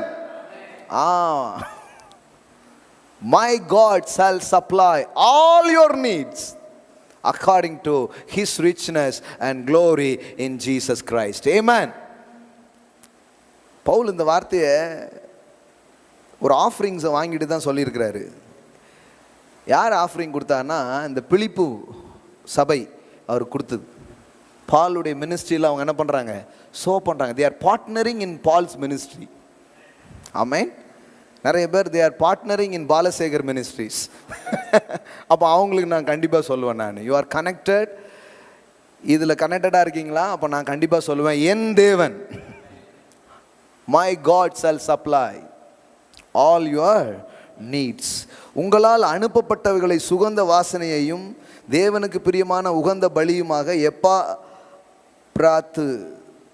கைகளில் வரப்பற்றி கொண்டபடியினால் நான் திருப்தி அடைந்திருக்கிறேன். இன்னும் நல்ல ஊழியத்தில் விதைங்க, இன்னும் இப்படிப்பட்ட காரியங்களில் ஈடுபடுங்கன்னு பவுல் உற்சாகப்படுத்துகிறார். நம்ம இன்னைக்கு இப்படி சொல்லும்போது என்ன ஆயிடுச்சுன்னா, நீங்கள் அதெல்லாம் அப்படிலாம் தூண்டக்கூடாது ஜனங்கள் அப்படிங்காங்க. பவுல் சொல்கிறாரு பாருங்க, 14வது வசனம், உபகாரத்தை நான் நாடாமல் உங்கள் கணக்குக்கு பலன் பெருகும்படியே நாடுகிறேன். அப்படின்னா என்ன? என் அக்கௌண்ட்டில் ஏறதுக்காக நான் பேசலை, உங்கள் அக்கௌண்ட்லாம் ஏற போகுதுங்கிறாரு. ஹல்லேலூயா. உங்கள் அக்கௌண்ட்டில் ஏற போகுது. ஆமென். அப்போ ஒருத்தர் நீங்கள் இந்த இந்த இந்த இந்த இதை புரிஞ்சுக்கோங்க, இப்படி புரிஞ்சு ஒரு வாழ்க்கை வாழுங்கன்னா, ஏதோ பவுல் சொல்கிறாரு, ஏதோ ஏன் கணக்குக்கு பெருகணுங்கள, என் கணக்கில் எப்போவுமே எல்லாமே வந்துக்கிட்டு தான் இருக்கும். ஆனால் ஏன் மக்களுக்கு அதை பிரசங்கம் பண்ணுறாரு, அதை ஒரு கடிதமாக எழுதி ஏன் சொல்கிறாருன்னா, உங்கள் கணக்குக்கு பலன் பெருக வேண்டும். ஆமென். நான் சொல்கிறேன், இன்றைக்கி இந்த வார்த்தையை கேட்டு இப்படி இந்த மாதிரியான நல்ல இருதயத்தோடு கனெக்டடாக இருக்கிற பிள்ளைகளுக்கு சொல்கிறேன், உங்கள் அக்கௌண்ட்டில் பலன் பெருகுவதாக நான் பேசுகிறேன், உங்கள் களஞ்சியங்கள் நிரம்புவதாக நான் பேசுகிறேன். என் தேவன் என் அக்கௌண்ட்டை வத்தாமல் பார்த்துக்கிற தேவன், என் களஞ்சியத்தை நிரப்பிக்கொண்டே இருக்கிற தேவன் உங்கள் களஞ்சியங்களை நிரப்புவாராக நான் சொல்லுகிறேன். ஆமென். அப்படி தான் ஆசீர்வதிக்கணும் பாருங்களேன். அனுபவிக்கிறான், கையில் வாங்கிக்கிறான், அப்படியே என்ன பண்ணுறான்? பிளஸ் பண்ணுறாரு. ஆமென். சரி, அப்போ எல்லா தேவைகளும் சந்திக்கப்படுறது தான் இயேசு அங்கே பேசினார். பவுலுடைய வார்த்தையிலிருந்தும் அதை என்ன பண்ண முடியுது, நாம் உறுதிப்படுத்தி கொள்ள முடிகிறது. இன்னும் வேதாகமத்தில் நிறைய இடத்துல இருக்குது. இப்படியே போனோன்னா நிறைய என்ன பண்ணலாம், படிக்கலாம். கர்த்தரை தேடுகிறவர்களுக்கு ஒரு நன்மையும் குறைபடாது. கர்த்தரின் மெய்ப்பராக இருக்கிறார், நான் தாழ்ச்சி அடையேன். அப்போ அதை ஆங்கிலத்தில் எப்படி சொல்கிறாங்க, எப்படி வருது? I shall not lack, I shall not want. எனக்கு தேவையே ஒன்றும் இல்லை, என் பாத்திரம் நிரம்பி வழியுதுன்ட்டார். ஆமென். பாத்திரத்தில் கொஞ்சோல ஊற்றுனா போதாதா ஐயா? இல்லை, நிரம்பி வழியிற அளவு ஊற்றுறார். சில பேருக்கு வழிஞ்சிடக்கூடாது. இல்லைங்க, வழிஞ்சாதான் நீங்கள் 4 பேருக்கு கொடுக்க முடியும். உங்கள் மூலமாக நீங்கள் நிரம்பி நீங்கள் என்ன பண்ணணும்? வழியணும். அதை தான் நான் பேசிக்கிட்டே இருக்கிறேன். ஓகே, உள்ளே போகலாம். இப்போ இந்த போதனையை செய்யும்போது மனிதர்களை விசேஷித்தவர்கள்னு சொல்கிறாரு. மனிதர்கள் எவ்வளோ உயர்ந்தவங்க அப்படிங்கிறத அவங்களுக்கு எடுத்து காட்டுகிறார். காட்டும்போது எப்படி இருக்குது பார்த்தீங்கன்னா,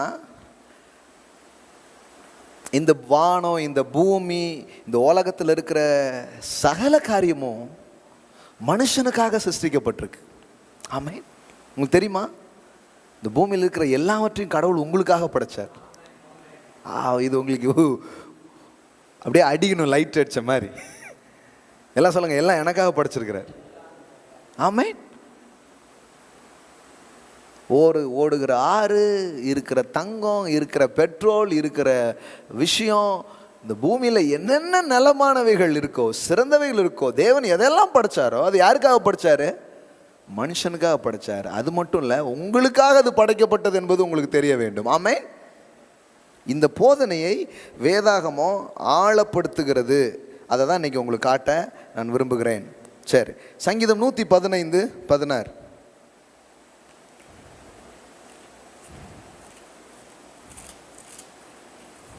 எப்படி நீங்கள் இழுத்து கொள்ளுவீங்க வளங்களை? 115:16. வானங்கள் கர்த்தருடையவைகள், பூமியையோ மனுபுத்திரருக்கு கொடுத்தார்.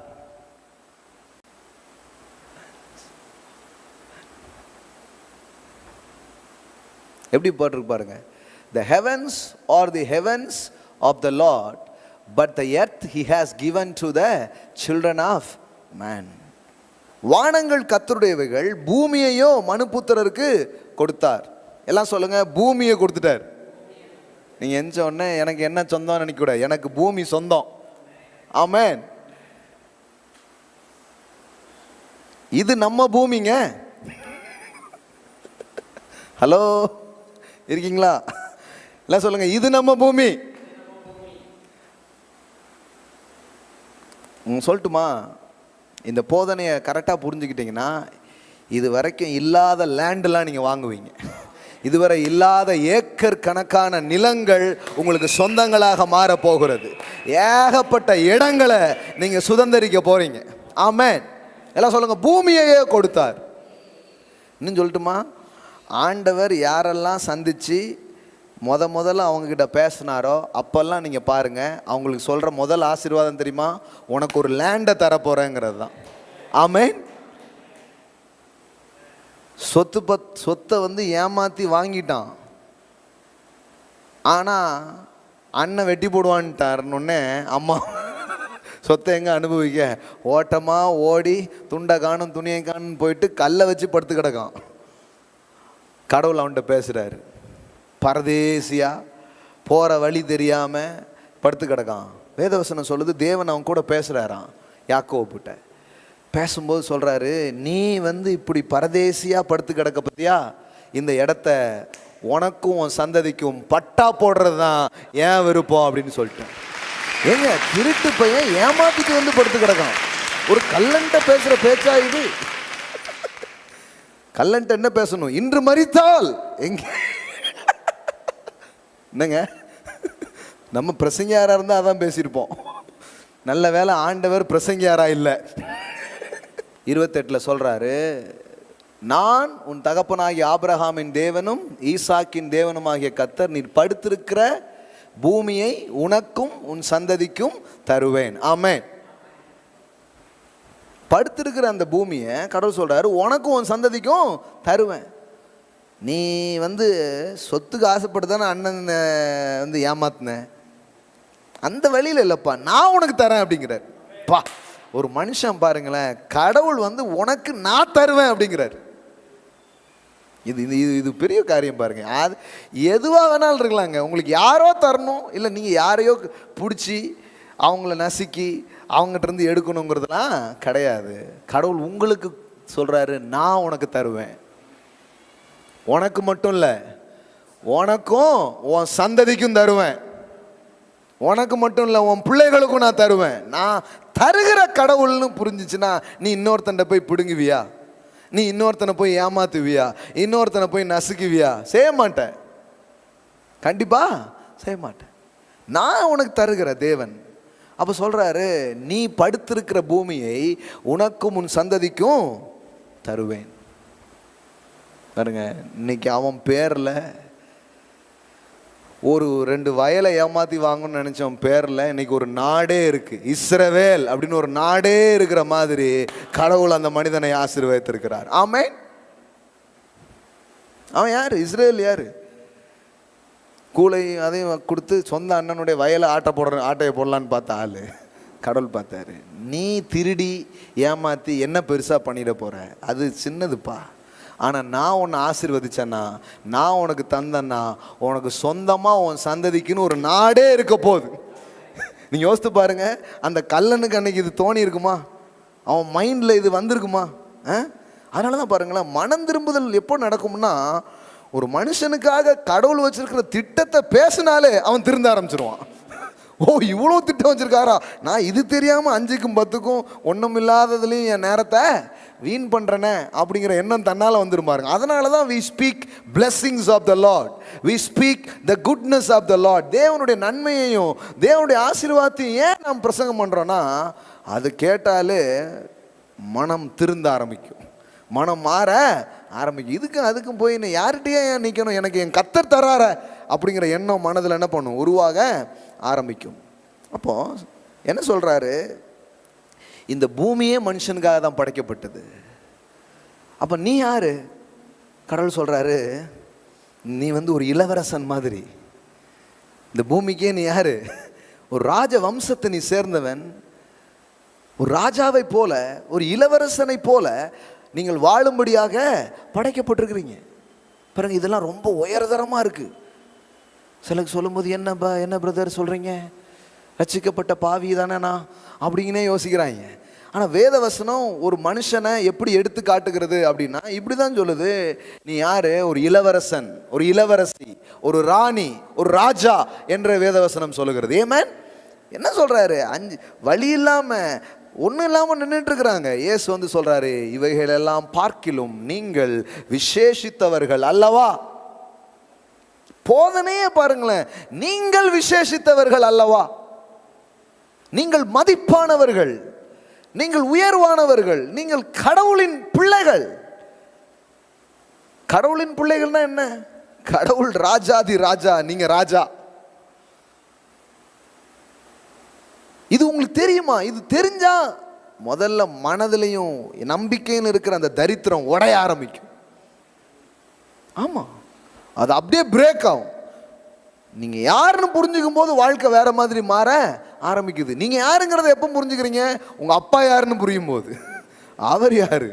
அதனாலதான் வானங்கள் கர்த்தருடையவைகள், பூமியையோ யாருக்கு கொடுத்தாரு? மனுபுத்திரருக்கு கொடுத்தார். எல்லாம் சொல்லுங்க, இது நம்ம பூமி. ஆமென். அப்போ இந்த பூமியில நிறைய காரியங்கள் இருக்கு. இதுக்காக நீங்க போராட வேண்டாம். கடவுள் சொல்றாரு, இது உங்களுக்காக படைக்கப்பட்டிருக்கு. இது உங்களுக்காக தான் நான் என்ன பண்ணியிருக்கிறேன், ஏற்படுத்தி வச்சிருக்கிறேன். இது உங்களுடையதுங்கிறார் கடவுள். பூமியையோ மனுபுத்திரனுக்கு கொடுத்தார். இது உங்களுடைய பூமிங்கிறார். ஆனால் இடையில நிறைய போதனைகள் எப்படி பேச ஆரம்பிச்சிட்டாங்கன்னா, போதனைகளும் சரி பாட்டும் சரி என்ன ஓடிடுச்சு, இது நமக்கு சொந்தமே இல்லை. நமக்கு எதுதான் சொந்தம்? பரலோகம். வாங்க எல்லாரும் பேரலாம். இங்கே வாடகை கூட கொடுக்க முடியாமல் உட்காந்துருக்காங்க. ஒரு லேண்டும் வாங்கலை, ஒரு இடமும் கிடையாது. அப்படியே சர்ச்சுக்கு இடம் கிடச்சுன்னா எங்கேயாவது புறம்போக்கா ஒரு இடம் கொஞ்சம் என்ன பண்ணியிருப்பாங்க, 2 கொட்டையை போட்டு கொட்டை வச்சு அடிச்சுக்கிட்டு இருப்பாங்க. சர்ச்சுக்கு, தேவனுடைய ஆலயத்திற்கு ஏதாவது ஃப்ரீயாக கிடச்சா சொல்லுங்க அப்படின்னே வாழ்ந்தாச்சு பாருங்களேன். ஆனால் வேதவசனம் சொல்லுது, தேவன் எந்த மனுஷனெல்லாம் சந்திக்கிறாரோ அந்த மனுஷன்லாம் சொன்னது என்னன்னா, உனக்கு லேண்டை தரப்போறேன்னு தான். ஆமென். நான் சொல்கிறேன், சில டீச்சிங்ஸை ப்ரொஃபட்டிக்கலாக தான் நீங்கள் கேட்டுட்ருப்பீங்க. இந்த இடத்துல நின்று இப்போ நீங்கள் இதை கேட்டுட்ருக்கீங்கன்னா உங்களுக்கு சொல்கிறேன், உங்களுக்கு சொந்தமாக பல ஏக்கர்ஸ் லேண்ட் உங்களுக்கு வரப்போகிறது. சொந்தமாய் வீடுகளை நீங்கள் வாங்குவீர்கள், நிலங்களை நீங்கள் சுதந்திரிப்பீர்கள் நான் உங்களுக்கு சொல்லுகிறேன். ஆமென். உங்களுக்கு வரப்போகுது, நீங்கள் வாங்க போகிறீங்க. ஆமென். இப்போ அவன்கிட்ட அப்படி தான் சொல்கிறாரு. ஆபிரகாம்கிட்ட பேசும்போது மட்டும் என்ன சொன்னார் நீங்கள் நினைக்கிறீங்க? முதல்ல நம்ம தாத்தா ஆதாம்கிட்டே சொல்லிட்டாரு, எல்லாம் ஆண்டுகொள்ன்ட்டாரு. அப்புறம் வேற ஒருத்தன் எதை ஏமாற்ற முயற்சி பண்ணுறான். இப்போ நம்ம ஆட்கள் அந்த சிந்தனைக்கு போயிட்டாங்க. என்ன போயிட்டாங்கன்னா, இது நமக்கு கிடையாது, நமக்கு எதுதான் பரலோகம் நமக்குரியது, பூமி பிசாசுக்குரியது அப்படின்ட்டாங்க. அதனால தான் லேண்டு வாங்காதான்ட்டாங்க. எப்படின்னா ஏதாவது ஒரு வசனத்தை அங்கங்கே பிடிச்சி ஏதாவது சொல்கிறது பாருங்க. ரொம்ப தெளிவு. என்றைக்குமே மூலப்பத்திரம் படிக்கணும். ஹலோ, அது பேர் என்னது, ஈஸியா? ஈஸி போட்டு பார்த்தீங்கன்னா தெரியும், இது உங்கள் பேரில் பதிவு செய்யப்பட்டிருக்கு. ஆமென். இடையில ஒருத்தன் கொடியை நாட்டிக்கிட்டு நீங்கள் வெளியூர் போயிருந்த டைமில் போலி பட்டாவை ஒருத்தன் போட்டு வச்சுட்டான். ஏசு அவன் இங்கே எல்லை குறி எல்லாம் பிடுங்கி கிளம்புவான் ஊருக்குன்னு அவனை அனுப்பி மறுபடியும் பட்டாவை உங்கள் பேருக்கு உறுதிப்படுத்தி தந்துட்டு போயிட்டார். இதுதான் சுவிசேஷம். என்னங்க, இதான் காஸ்பலுங்க. மனுஷன் எதை லூஸ் பண்ணானோ அதை திரும்பவும் மனுஷன் கையில் என்ன பண்ணிட்டாரு, கொடுத்துட்டார். அப்போ இது யாருடையதோ நினச்சிட்டு நம்ம உட்காராம இது ஒரு ஆசீர்வாதமாக கடவுள் என்ன பண்ணுறாரு, பேசுகிறாரு. ஆபிரகாம்கிட்டையும் கூப்பிட்டு அதான் சொல்கிறாரு, மேற்கு கிழக்கு வடக்கு தெற்க எல்லா இடத்தையும் பாரு, நீ காண்கிற இந்த பூமி முழுவதையும் உனக்கும் உன் சந்ததிக்கும் நான் என்னைக்குமே கொடுப்பேன். ஆமாங்க, உங்களுக்கு சொந்தமாக நிறைய இடங்கள் இருக்கிறத கர்த்தர் என்ன பண்ணுறாரு, விரும்புகிறார். ஓன் ஹவுஸ் மட்டும் இல்லை, நிறைய லேண்ட் உங்களுக்கு இருக்கணும்னு கர்த்தர் விரும்புகிறார். ஏக்கர் கணக்கில் இருக்கட்டும் இயேசுவின் நாமத்தில். ஆமென். இன்னும் நீங்கள் பைபிள் எடுத்து இப்படி பார்த்தே வந்தீங்கன்னா, கடவுள் யாரையாவது பார்த்தாருன்னா கண்டிப்பாக உங்களுக்கு என்ன சொல்லிடுவார், உனக்கு லேண்டை தரேன், உனக்கு இடத்த தரேன், அப்படி தான் சொல்கிறாரு. சரி, அப்போது இந்த நான் எதை உங்களுக்கு சொல்ல வர்றேன்னா, ஒரு பிக்சர். என்ன பிக்சர்? கடவுள் இந்த உலகத்தை படைச்சி இந்த உலகத்தில் மனுஷனை ஒரு இளவரசனை போல, ஒரு ராஜாவை போல அவனை வச்சு எல்லா வளங்களையும் அவன் எடுத்து அவன் உபயோகிக்கணும், அவன் அனுபவிக்கணும், அவன் யூஸ் பண்ணுங்கிறதுக்காக தான் எல்லாத்தையுமே படைச்சிருக்கிறார். ஆமென். ஆனால் மனுஷனுக்கு இப்போ அவரோட ஒரு தொடர்பு இல்லாமல் போனதுனால, அவரை பற்றி ஒரு அறிவு இல்லாமல் போனதுனால, இப்போ இவனுக்கு என்ன ஆயிடுச்சு, இவனை பற்றியும் தெரியல, இந்த வளங்கள் எப்படி உண்டாகிறதுன்னு தெரியாதனால ஒரு போராட்டத்துக்குள்ள என்ன பண்ணுறான், வாழ்கிறான். ஆனால் இப்போ தேவனுடைய சுவிசேஷம் நம்ம வாழ்க்கையில் என்ன பண்ணுது, மறுபடியும் நாம் யாருங்கிறத நமக்கு சொல்லி தருகிறது. ஆமென். இப்போ பவுல் பாருங்க, இதே தான் பேசுகிறார். 1 கொரிந்தியர் 3வது அதிகாரம் 21-22 படிக்கிறேன். இப்படி இருக்க ஒருவனும் மனுஷரை குறித்து மேன்மை பாராட்டாதிருப்பானாக, எல்லாம் உங்களுடையதே. எல்லாம் சொல்லுங்க, எல்லாம் உங்களுடையதே. மூலப்பத்திரம் படிச்சுக்கிட்டு இருக்கிறேன், புரியுதா உங்களுக்கு?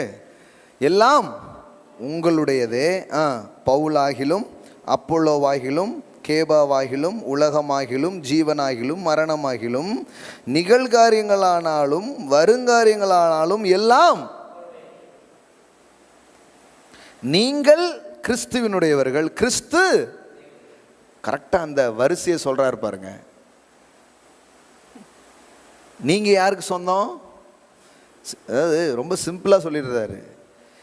இங்கே பாரு, எல்லாம் உனக்கு சொந்தம், நீ அவருக்கு சொந்தம். முடிஞ்சிருச்சு பாருங்க பைபிள். எல்லாம் உன்னுடையதுப்பா. All things yours, all things yours, எல்லாம் உங்களுடையது. அப்போ இந்த வெல்த்தை எப்படி நீங்கள் அட்ராக்ட் பண்ணுறீங்க, இந்த வெல்த்தை எப்படி நீங்கள் இழுத்து கொள்றீங்க, எப்படி என்ன வருது? All things are yours. எல்லாம் எப்படி கவர்றீங்க, எல்லாம் எப்படி உங்களுடைய வாழ்க்கையில் வருதுன்னா, முதல்ல உங்களுக்கு ஒரு எண்ணம் வரணும், இட் இஸ் மைன் அப்படிங்கிற எண்ணம் வரணும். எல்லாம் சொல்லுங்க, இட் இஸ் மைன். எல்லாம் சொல்லுங்க, என்னுடையதாக இருக்கிறது. நிறைய நிலங்களை பார்க்கும்போது இது என்னுடையதாக இருக்கிறது. ஆமென். வெள்ளியும் பொண்ணும் என்னுடையதாக இருக்கிறது. உயர்ந்த காரியங்கள் என்னுடையதாய். நீங்கள் நிறைய பேர் அப்படி யோசிக்கிறதே இல்லை. அதெல்லாம் நம்ம ஏன் பார்த்துட்டு அப்படி போயிடுவாங்க. நீங்கள் உங்களுக்கு உரியது அல்லன்னு நினைக்கும் போது அது உங்களிடத்துல வரவே வராது.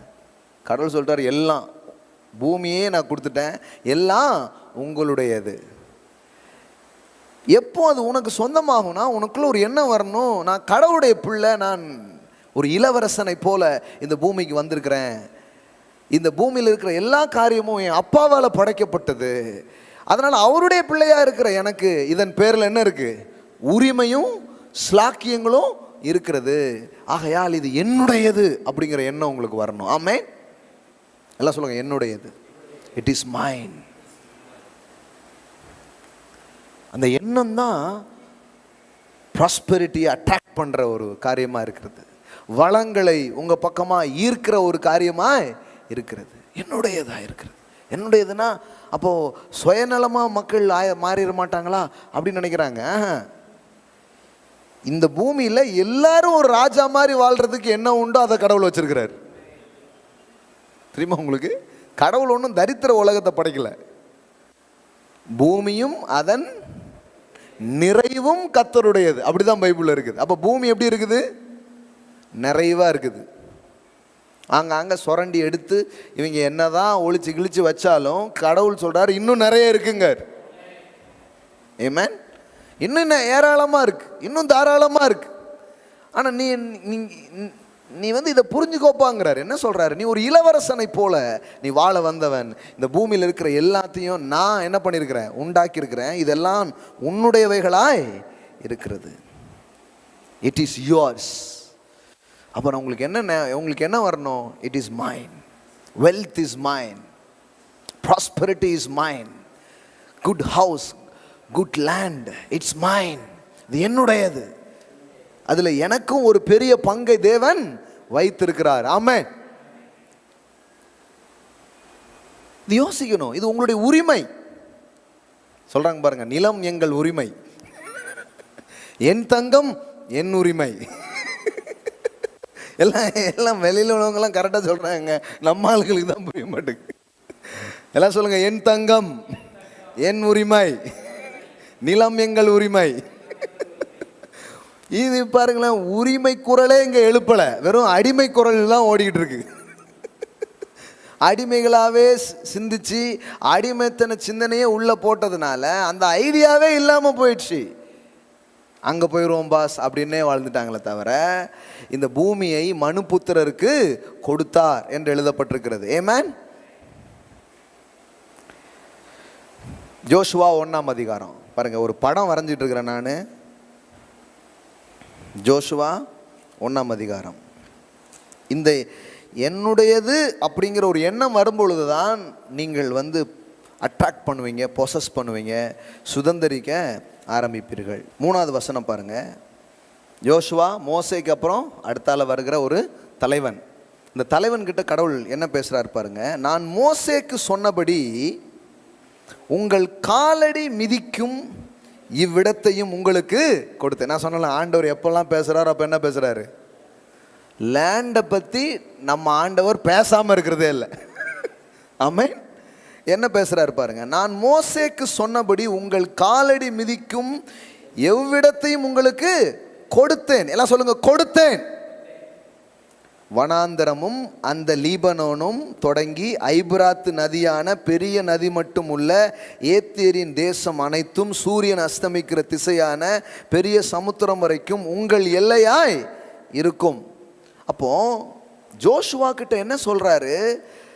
நான் வந்து இந்த பூமியை உங்க பிதாக்களுக்கு சொன்ன சில காரியத்தை நான் உங்களுக்கு என்ன பண்ணிட்டேன்? கொடுத்து விட்டேன். எல்லாம் சொல்லுங்க, கொடுத்தேன். இப்போ கொடுத்தேன்னு அவர் சொன்னதுக்கு அப்புறம் ஜோஷுவா என்ன எண்ணணும்? அவன் என்ன யோசிக்கணும்? It is mine. இது என்னுடையதா இருக்கிறது. இன்னும் அவங்க உள்ள போலங்க, இன்னும் கானானுக்குள்ள போல. இப்போதான் பயணமே ஆரம்பிக்குது. பயணம் ஆரம்பிக்கும் போதே கடவுள் ஒரு சிந்தனையை அவங்களுக்குள் விதைக்கிறார். ஒரு அவங்களுடைய உரிமையை அவர்களுக்கு சொல்லுகிறார். என்ன சொல்றாரு? வாங்குள்ளதுன்ட்டே போ அப்படின்ட்டு. ஆமென். பெரிய பிஸ்னஸ், பெரிய வேலை வாய்ப்புகள், மிகப்பெரிய காரியங்கள் எதை உங்க வாழ்க்கையில சுதந்திரிக்க நீங்க நினைக்கிறீங்களோ, சுதந்திரிக்கிறதுக்கு முன்னாடியே நீங்க என்ன பண்ணுங்க? It is mine in Jesus name. அப்படி போங்க, அது உங்களுடையதாக மாற ஆரம்பிக்கும். இந்த ஆர்டர் எனக்கு தான். ஆமென். இந்த டீல் எனக்கு தான். இந்த வியாபாரம் எனக்கு தான். இந்த வேலை வாய்ப்பு எனக்கு தான். It is mine in Jesus name. சொல்றாரு, கொடுத்தேன் கொடுத்தேன். கொடுப்பேன் சொல்ல, என்ன சொன்னாரு? கொடுத்தேன். அப்போ இவன் வந்து என்னுடையதுன்னே போய் காலை வச்சு சொந்தமாக்கிட்டான். ஆமென். ஹவு டு பொசஸ் அப்படிங்கிறாங்க. நான் சொல்றேன், முதல்ல அது உங்க பொசிஷன்ங்கிறது உங்களுக்கு தெரியணும். ஆமென். அது என்னுடையது தான் என்பது உங்களுக்கு தெரிய வேண்டும். அதனாலதான் ஆண்டவர் நிறைய இதை ரொம்ப தெளிவுபடுத்தார். The silver is mine, the gold is mine. says the Lord. ஆண்டவர் சொல்றாரு, வெள்ளியும் என்னுடையது, பொன்னும் என்னுடையது. ஏன் கடவுள் அப்படி பேசுறாரு? ஏன்னா தெரியணும் யாருக்குள்ளதுன்னு தெளிவா தெரியணும். Silver is mine, the gold is mine, அது என்னுடையது அப்படிங்கிறார். இப்போ நிறைய பேர் இதையும் தப்பா புரிஞ்சுக்கிற ஆட்கள் இருக்காங்க. பாருங்கய்யா, அது கர்த்தருடையது, நம்முடையது கிடையாது. ஏங்க, என் அப்பாக்குள்ளதுன்னு சொல்லிட்டா அது பிள்ளைக்குள்ளதுங்கிறது சாதாரண ஆளுக்கே விளங்குமே.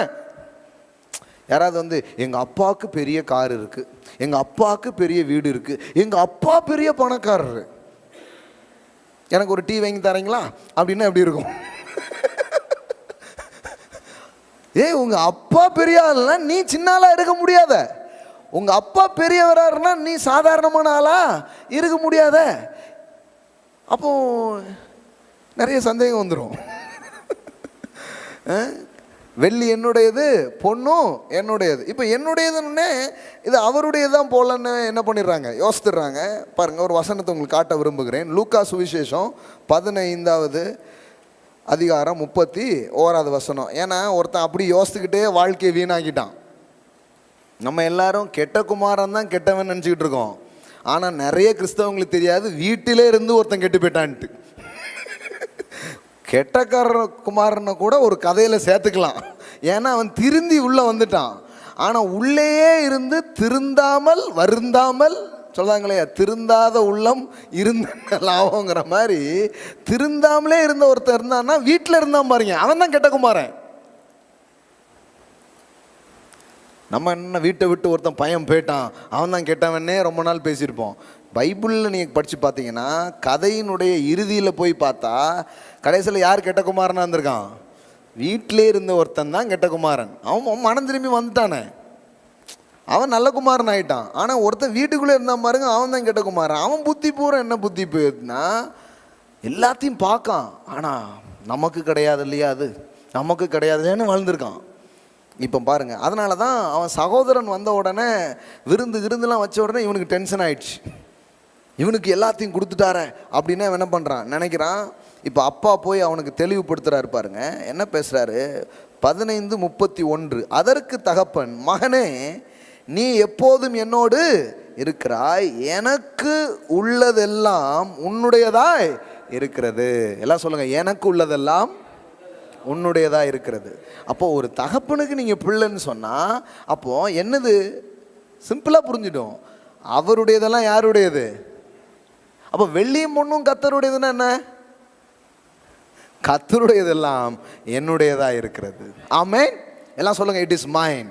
எல்லாம் சொல்லுங்க, silver is mine, gold is மைன்.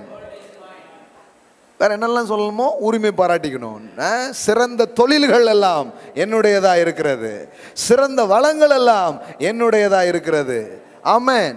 உயர்ந்தவைகள் என்னுடையவைகளா இருக்கிறது, ஏனென்றால் என் தகப்பனுடையவைகள் எல்லாம் என்னுடையதாய் இருக்கிறது.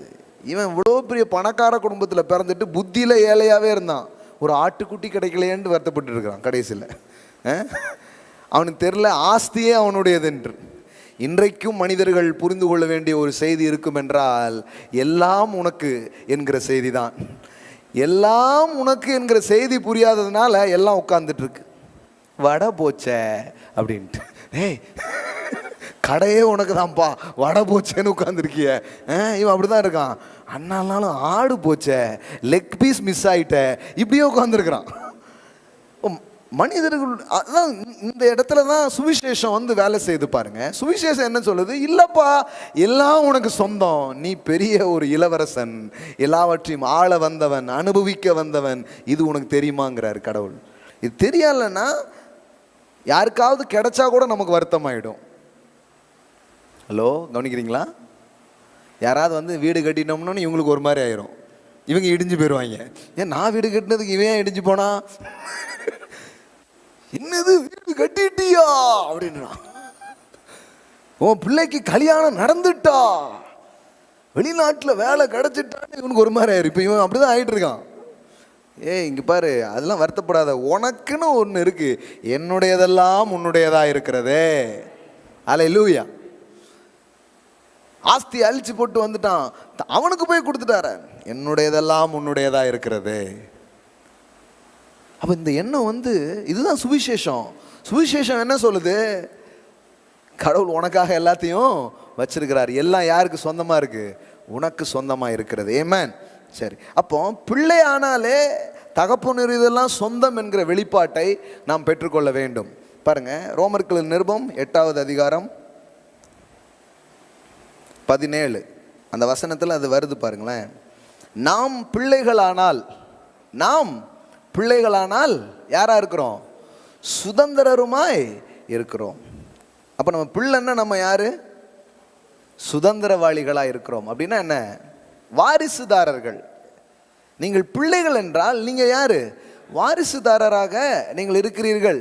அப்படிதான் வருது பாருங்களேன். heirs also, the heirs of God and the fellow heirs with Christ, sharing his spiritual blessings and inheritance. எப்படி வருது பாருங்க. நாம் பிள்ளைகளானால் சுதந்திரருமாமே, தேவனுடைய சுதந்திரரும் கிறிஸ்துவுக்கு உடன் சுதந்திரருமாமே. நான் மாதிரி வார்த்தை பாருங்க. இது பைபிள்னா ஏதோ மத புக்கு கிடையாதுங்க. இது ஒரு சொத்து பத்திரம் மாதிரி. இப்போ இவ்வளோ நேரம் நான் என்ன படிச்சுட்டு இருந்தேன்னு நினைக்கிறீங்க? சொத்து பத்திரம். இது நிறைய பேருக்கு தெரியல. God's word is a title deed. அது ஒரு டீடு. எடுத்து பார்க்குறோம். நாம யாரு இது தெரியுது. முதல்ல தேவன் யாரு, ஏன் எல்லாத்தையும் கடவுள் படைச்சார், இப்போ எனக்கு இது மேலே என்ன உரிமை இருக்கு, இது எப்படி என்கிட்ட வருது, இது எல்லாத்தையும் பேசுறது தான் வேதவசனத்தின் போதனை. பாருங்களேன் என்னங்க பேசுறாரு. முதல்ல நீங்க கடவுளுடைய பிள்ளைகள். ஆமென். கடவுளுடைய பிள்ளைகள். பிள்ளைகள் மட்டும் இல்லை, ஏதோ ஒரு பிள்ளை அப்படி கிடையாது. தேவனுடைய வாரிசு. எல்லாம் சொல்லுங்க, நான் தேவனுடைய வாரிசு. நல்லா சொல்லுங்க, நான் அவருடைய வாரிசு. ஆமென். வாரிசு மட்டும் இல்லை, அவருக்கு இன்னொரு வாரிசு இருக்கிறாராம். அவர் பேர் இயேசு. நீங்க கடவுளுக்கு சகோதரியா சகோதரனா இருக்கிறீங்க. உங்களுக்கு ஒரு மூத்த அண்ணன் ஒருத்தர் இருக்காரு. அவர் பேர் யாரா? இயேசு. அப்போ பைபிள் எப்படி சொல்லுது பாருங்க, எப்படி உங்களை கொண்டு இணைக்கிறார் பாருங்க. நீங்க யாரா? கிறிஸ்துவுக்கு உடன் சுதந்திரருமாமே. You are a joint heir with Christ. அப்படின்னா என்னன்னா, இயேசுவுக்கு நீங்க பங்காளி. ஹலோ, எவ்வளோ பெரிய ஒரு ஸ்லாக்கியத்தில் கொண்டு மனுஷனை கடவுள் வைக்கிறார் பாருங்க. எல்லாத்தையும் நான் படைச்சேன். எல்லாத்துக்கும் யார் வாரிசாக இருக்கிறா? கிறிஸ்து வாரிசாக இருக்கிறாரு. கிறிஸ்து மட்டும் வாரிசு இல்லை, இப்போ கிறிஸ்துவை விசுவாசித்து ஏற்றுக்கொண்டு என் பிள்ளை என்கிற வெளிப்பாட்டை நீ பெற்றிருப்பனா கடவுள் சொல்கிறாரு, நீ அவரோடு உடன் சுதந்திரராய் நீ இருக்கிறாய். எல்லாம் சொல்லுங்க, I'm heirs of God. எல்லாம் சொல்லுங்க, நான் தேவனுடைய வாரிசாய் கிறிஸ்துவின் பங்காளியா இருக்கிறேன். நல்ல சவுண்டா சொல்லுங்க, நான் தேவனுடைய வாரிசு, கிறிஸ்துவின் பங்காளி. எல்லாம் சொல்லுங்க, தேவனுடைய வாரிசு, கிறிஸ்துவின் பங்காளி. ஆமென். இதுதான் உங்களுடைய நிலை. இதுதான் நீங்க. இதுதான் கடவுள் உங்களை வைத்திருக்கிற பொசிஷனாக இருக்கிறது. இது புரிஞ்சிருச்சுன்னா நான் சொல்றேன், யூ வில் அட்ராக்ட். எல்லாத்தையும் நீங்க இழுக்க ஆரம்பிப்பீங்க. எல்லாமே உங்களிடத்துல வர ஆரம்பிக்கும். ஏன் தெரியுமா? அடையாளம் புரியும் பொழுது சகலமும் உங்களை நோக்கி பாய ஆரம்பிக்கும். நீங்க யார் என்கிறதை நீங்கள் விளங்கி கொள்ள துவங்கும் பொழுது இந்த பூமியில் இருக்கிற எல்லா விஷயமும் உங்களை நோக்கி வருகிறது நீங்கள் பார்க்க ஆரம்பிப்பீர்கள். எல்லாம் உங்களை நோக்கி திருப்பப்படுகிறது நீங்கள் பார்க்க ஆரம்பிப்பீர்கள். ஆமென். ஆமா, அவைகளை அஞ்ஞானிகள் நாடி தேடுகிறார்கள். கடவுள் ஏன் சொன்னார்? நீ நாடி தேட வேண்டாம், அதெல்லாம் ஒன்னை தேடி வர ஆரம்பிக்கும். All things added unto you. எல்லாம் ஒன்னை தேடி வரும். ஏன்னா நீ யாருன்னு புரிஞ்சுக்கோ. நீ ஒரு இளவரசனை போல இருக்கிறாய். ராஜகுமாரனாக, ராஜகுமார்த்தியை போல கடவுள் உங்களை வைத்திருக்கிறார். எல்லாம் உங்களுடையதாய் இருக்கிறது. அப்போ வாரிசுன்ட்டார். எல்லாம் சொல்லுங்க, வாரிசு. அப்போ என்ன ஆகும்? இப்போ இந்த பூமியில் என்னெல்லாம் இருக்கோ இப்போ அதெல்லாம் உங்களை நோக்கி வர ஆரம்பிக்கும். ஆமென். எல்லாம் சொல்லுங்க, ஐஸ்வர்யம் வரும். ஆமென். நிலங்கள் உங்களை நோக்கி வரும். சுதந்திரிக்க ஆரம்பிச்சிருவீங்க. இன்ஹெரிட் பண்ண ஆரம்பிச்சிருவீங்க. ஒவ்வொரு நாளும் நான் வாரிசுதாரராக இருக்கிறேன், எல்லாம் என்னுடையதாக இருக்கிறது அப்படின்னா நீங்கள் இல்லாத ஒரு ஆளாகவே இருக்க மாட்டீங்க. ஆவிக்குரிய ரீதியிலே உங்களுடைய அதிகாரங்களை, உரிமைகளை நீங்கள் புரிந்து கொள்ளும் பொழுது எல்லாம் உங்களை நோக்கி வருது. ஒருவேளை இது வரைக்கும் யார் கையிலையோ அது பிடிக்கப்பட்டு எங்கேயோ அது சிக்கொண்டு இருந்தா கூட அந்த கட்டுகளெல்லாம் அருந்து அவைகளெல்லாம் உங்களை நோக்கி வர்றதை நீங்க பார்க்க ஆரம்பிப்பீங்க. ஆமேன். எல்லாம் சொல்லுங்க, எல்லாம் என்னிடமாய் வரும். ஆமேன். ஒன்று சொல்லி முடிக்கிறேன் பாருங்க. சில இதை உங்களுக்கு காட்டுறேன், இன்னும் உங்களுக்கு தெளிவாக புரியும். இந்த அடையாளத்தை புரிஞ்சுக்கும் போது இந்த எல்லாம் வசப்படும் சொன்னா எப்படி வசப்படுது பாருங்க. 8ஆம் அதிகாரத்திலேயே 19வது வசனம் பாருங்க. மேலும் தேவனுடைய புத்திரர் வெளிப்படுவதற்கு சிருஷ்டியானது மிகுந்த ஆவலோட காத்து கொண்டிருக்கிறது. அப்படின்னா என்னன்னா, இந்த படைப்புகள் எல்லாம் இருக்குது பார்த்தீங்களா, இந்த படைப்புகள் எல்லாமே நீங்க யாருன்னு உங்களை புரிந்து கொண்டு நீங்கள் தேவ பிள்ளை என்கிற நிலையிலே நீங்கள் வருவதை பார்க்க அவர்கள் ஆசையாக இருக்கிறார்கள். ஏனென்றால் அனைத்து படைப்புகளும் உங்களுக்கு பணிவிடை செய்ய காத்திருக்கிறது.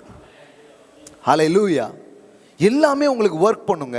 மலை, காற்று, சூரியன், இங்கே இருக்கிற வளங்கள், இங்கே இருக்கிற அனைத்து காரியமும் உங்களுக்கு சேவை செய்ய உண்டாக்கப்பட்டிருக்கிறது. எல்லாம் உங்களுடைய சேவகர்கள்.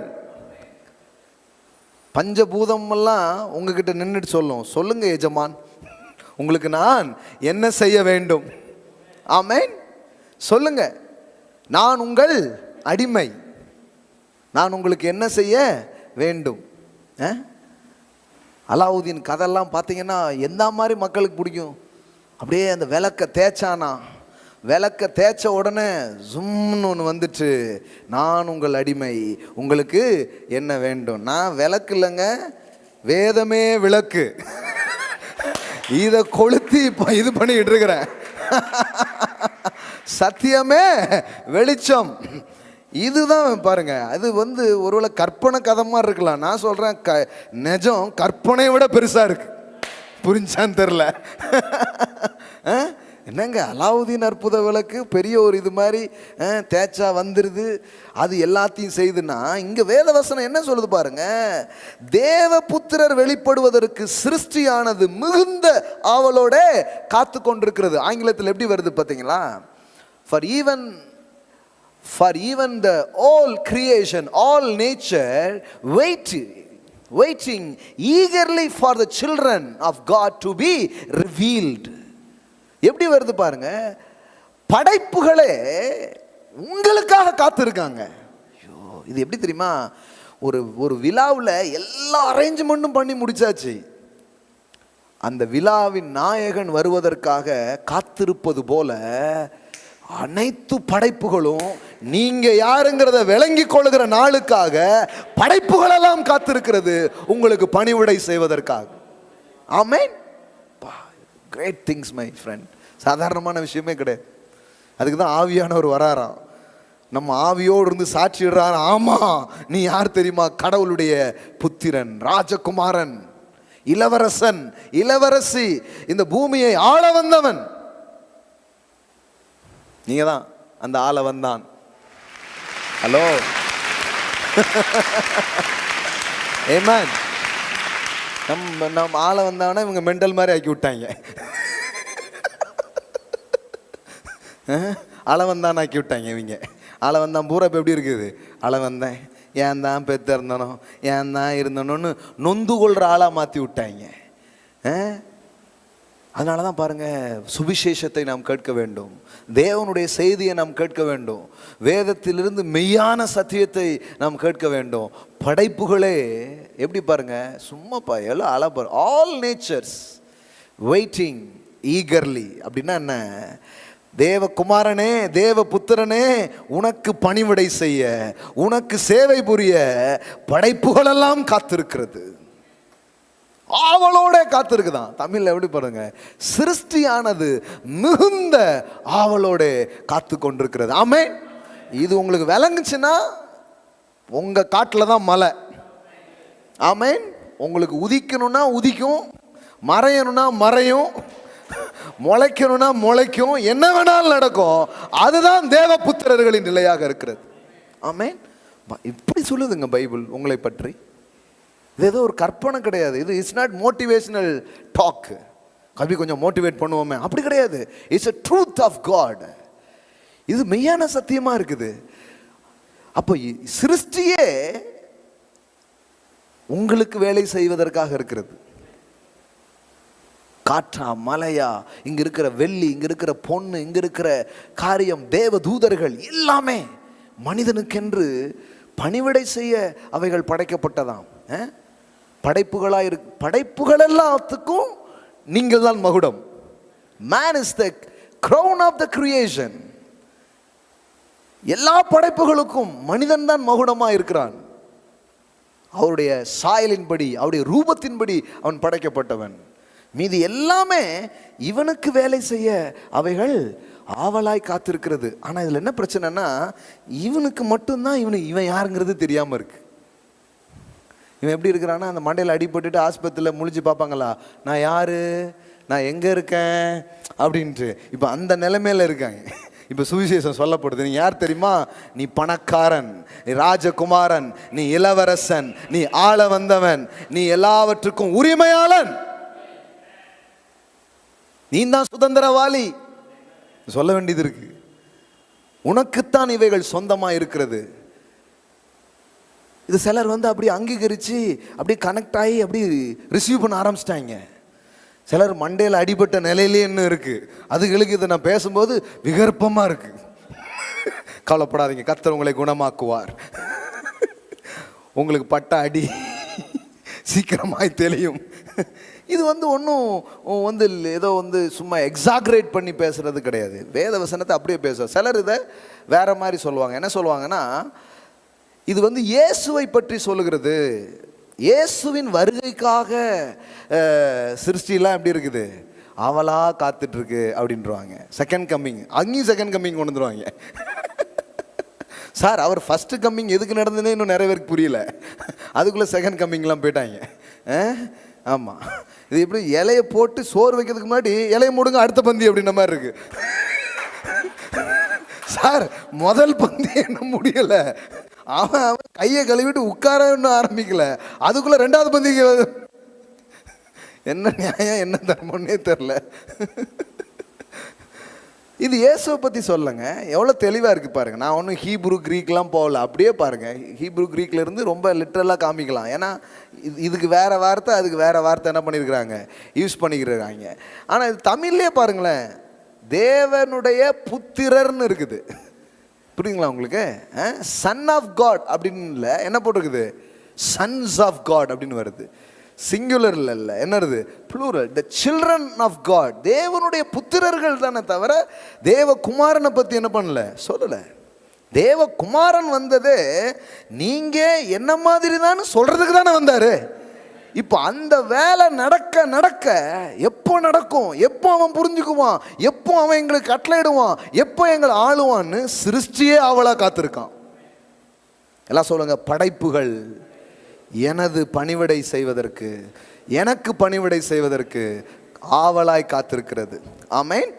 அதனால தான் பாருங்க, லூக் 5ல் நீங்கள் பார்த்தீங்கன்னா, பேதுரு கடலில் மீனுக்காக போராடுறான், ஆனால் அவனுக்கு கிடைக்க மாட்டேங்குது. இப்போ இயேசு வராரு, வார்த்தையை பேசுகிறாரு. இப்போ வார்த்தையை அவன் பெற்றுக்கொள்கிறான். இப்போ போய் போடுறான். இப்போ போட்டால் வலைக்குள்ளே மீன் வருது. என்ன நடந்துச்சு? கிரியேஷன் ரெஸ்பான்ஸ் பண்ண ஆரம்பிச்சிருக்கு. ஆமென். அப்படின்னா என்ன? இதுக்கு முன்னாடி முயற்சித்தான், இப்பவும் போய் வலையை போட தான் செஞ்சான். ஆனால் இதுக்கு முன்னாடி இல்லாத ரெஸ்பான்ஸு இப்போ நடந்தது. ஆமென். நீங்கள் யார் என்று புரிந்து கொண்டு தேவன் உங்களை எப்படிப்பட்ட இடத்துல வச்சிருக்கிறாருங்கிறத நீங்கள் விளங்கிக்கிட்டு, நீங்கள் அந்த ஆவியிலிருந்து, அதாவது அடிமையின் ஆவியிலிருந்து இல்லாமல் குமாரனின் ஆவியிலிருந்து நீங்கள் வேலை செய்யும் பொழுது படைப்புகளே உங்களுக்கு பணிவிடை செய்ய ஆரம்பிக்கும். இது வரைக்கும் வராத திரளான மீனை அவன் பிடிக்கிறான். அப்படின்னு என்ன அர்த்தம்? இதுக்கு முன்னாடி நீங்கள் போராடி பார்த்து கிடைக்காத காரியங்கள் இனி உங்களுக்கு திரளாய் கிடைக்கும். ஆமென். ஏராளமாய் உங்களுக்கு கிடைக்கும். அதை நீங்கள் அட்ராக்ட் பண்ணுவீங்க, எளிதாக அது உங்களுக்கு கிடைக்கும். நேரங்காலம் தாண்டி உங்களுக்கு அது கிடைக்க ஆரம்பிக்கும். ஆமென். அதே கடல் தானே. அப்படின்னு என்ன அர்த்தம்? இப்போ கடல் ரெஸ்பான்ஸ் பண்ணுது. அது வரைக்கும் ரெஸ்பான்ஸ் பண்ணாத மீன் இப்போ ரெஸ்பான்ஸ் பண்ணுது. ஹல்லேலூயா. அப்போ இன்னைக்கு நீங்கள் வார்த்தையை கேட்க கேட்க கேட்க நீங்கள் யாருங்கிற வெளிப்பாட்டை பெற்றுக்கொள்ள என்ன நடக்குது? எல்லாமே உங்களுக்கு ரெஸ்பான்ஸ் பண்ண ஆரம்பிக்குது. ஆமென். வேதாகமம் முழுதும் நீங்கள் பாருங்கள், காகங்கள் ரெஸ்பான்ஸ் பண்ணுது. ஆமென். அது கொண்டு வந்து பஃபே சிஸ்டத்தை வந்து கொண்டு வந்து அப்படியே வடிக்க வச்சு காக்காலாம் இது பண்ண மாதிரி காகங்கள் 1-2 இல்லை, அவைகள் கூட்டமாக வந்து கறி இதெல்லாம் கொடுத்து சப்ளை பண்ணிட்டு இருக்காவல். என்னங்க இது அப்படின்னு பார்த்தா, காகங்கள் கூட படைப்புகள் கூட இவனுக்கு பணிவிடை செய்கிறது. ஆமென். இதான் பிக்சர். கரெக்டாக பாருங்க. சொல்கிறோம், சுவாபப்படி பார்த்தா காக்கா வந்து என்ன பண்ணும்? எடுத்துகிட்டு போயிடும். வடை கடை காயப்பட்டீங்கன்னா எடுத்துகிட்டு போயிடும் இல்லையா? கறிச்சோறு கொண்டு கொடுக்குமா? ஆனால் இங்கே கறி சோறை கொண்டு வந்து கொடுக்கு. அப்படின்னா என்ன அர்த்தம்? இதுதான், இவன் தான் நம்முடைய எஜமான், இவருக்கு நம்ம என்ன பண்ணணும்? வேலை செய்யணும்னு சொல்லிட்டு இப்போ படைப்புகள் எல்லாம் அவனுக்கு வேலை செய்ய ஆரம்பிக்குது. ஆமென். சரி, லூக்கா 6ஆம் அதிகாரம் 38. லூக்கா 6:38 பாருங்க.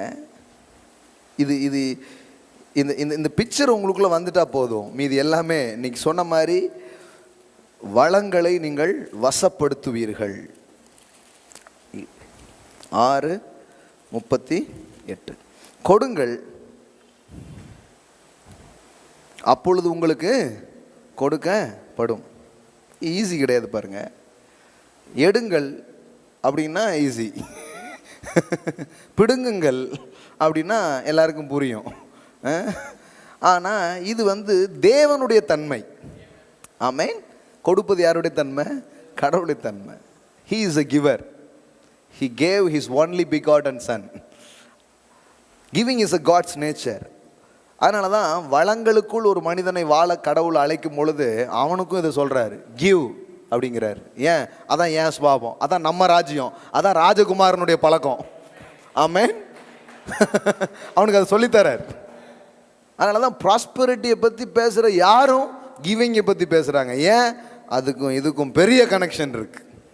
ஆமென். இப்போ பாருங்க, கொடுங்கள் அப்பொழுது உங்களுக்கு கொடுக்கப்படும், அமுக்கி குலுக்கி சரிந்து விழும்படி நன்றாய் அளந்து உங்கள் மடியிலே போடுவார்கள். நான் இந்த படிக்கிற எல்லா வசனமும் பாருங்க, இவங்க போய் எதையும் பிடிக்கல, எல்லாமே இவங்களை நோக்கி வருது. என்ன போட்டிருக்கு பாருங்க, உங்கள் மடியிலே போடுவார்கள். எத்தனை பேருன்னு தெரில. போடுவார்கள் அப்படின்னா யார் போடுவா? யார் போடுவா?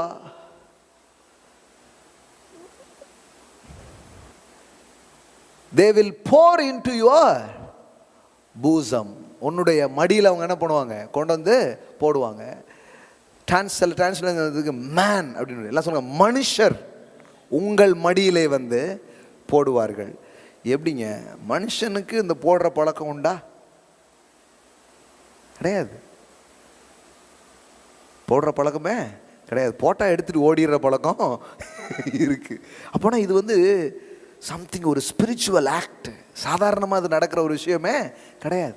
கடவுள் சொல்கிறாரு, நீ யாருன்னு புரிந்து கொண்டு நீ வாழ ஆரம்பிக்கும்போது என்ன நடக்கும்னா, எல்லாமே உனக்கு கிரியேஷன் பண்ணும். எல்லா கிரியேஷனும் உனக்கு ரெஸ்பான்ஸ் பண்ணுற மாதிரி என்னுடைய சாயலில் படைக்கப்பட்டிருக்கிற மனுஷன் கூட உனக்கு ஆதரவாக செயல்பட ஆரம்பிப்பான்.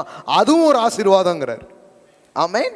எல்லாம் சொல்லுங்கள். மனுஷர்கள் மடியில் வந்து போடுவார்கள், என் அக்கௌண்ட்டில் போடுவார்கள், கூகுள் பேயில் போடுவார்கள்.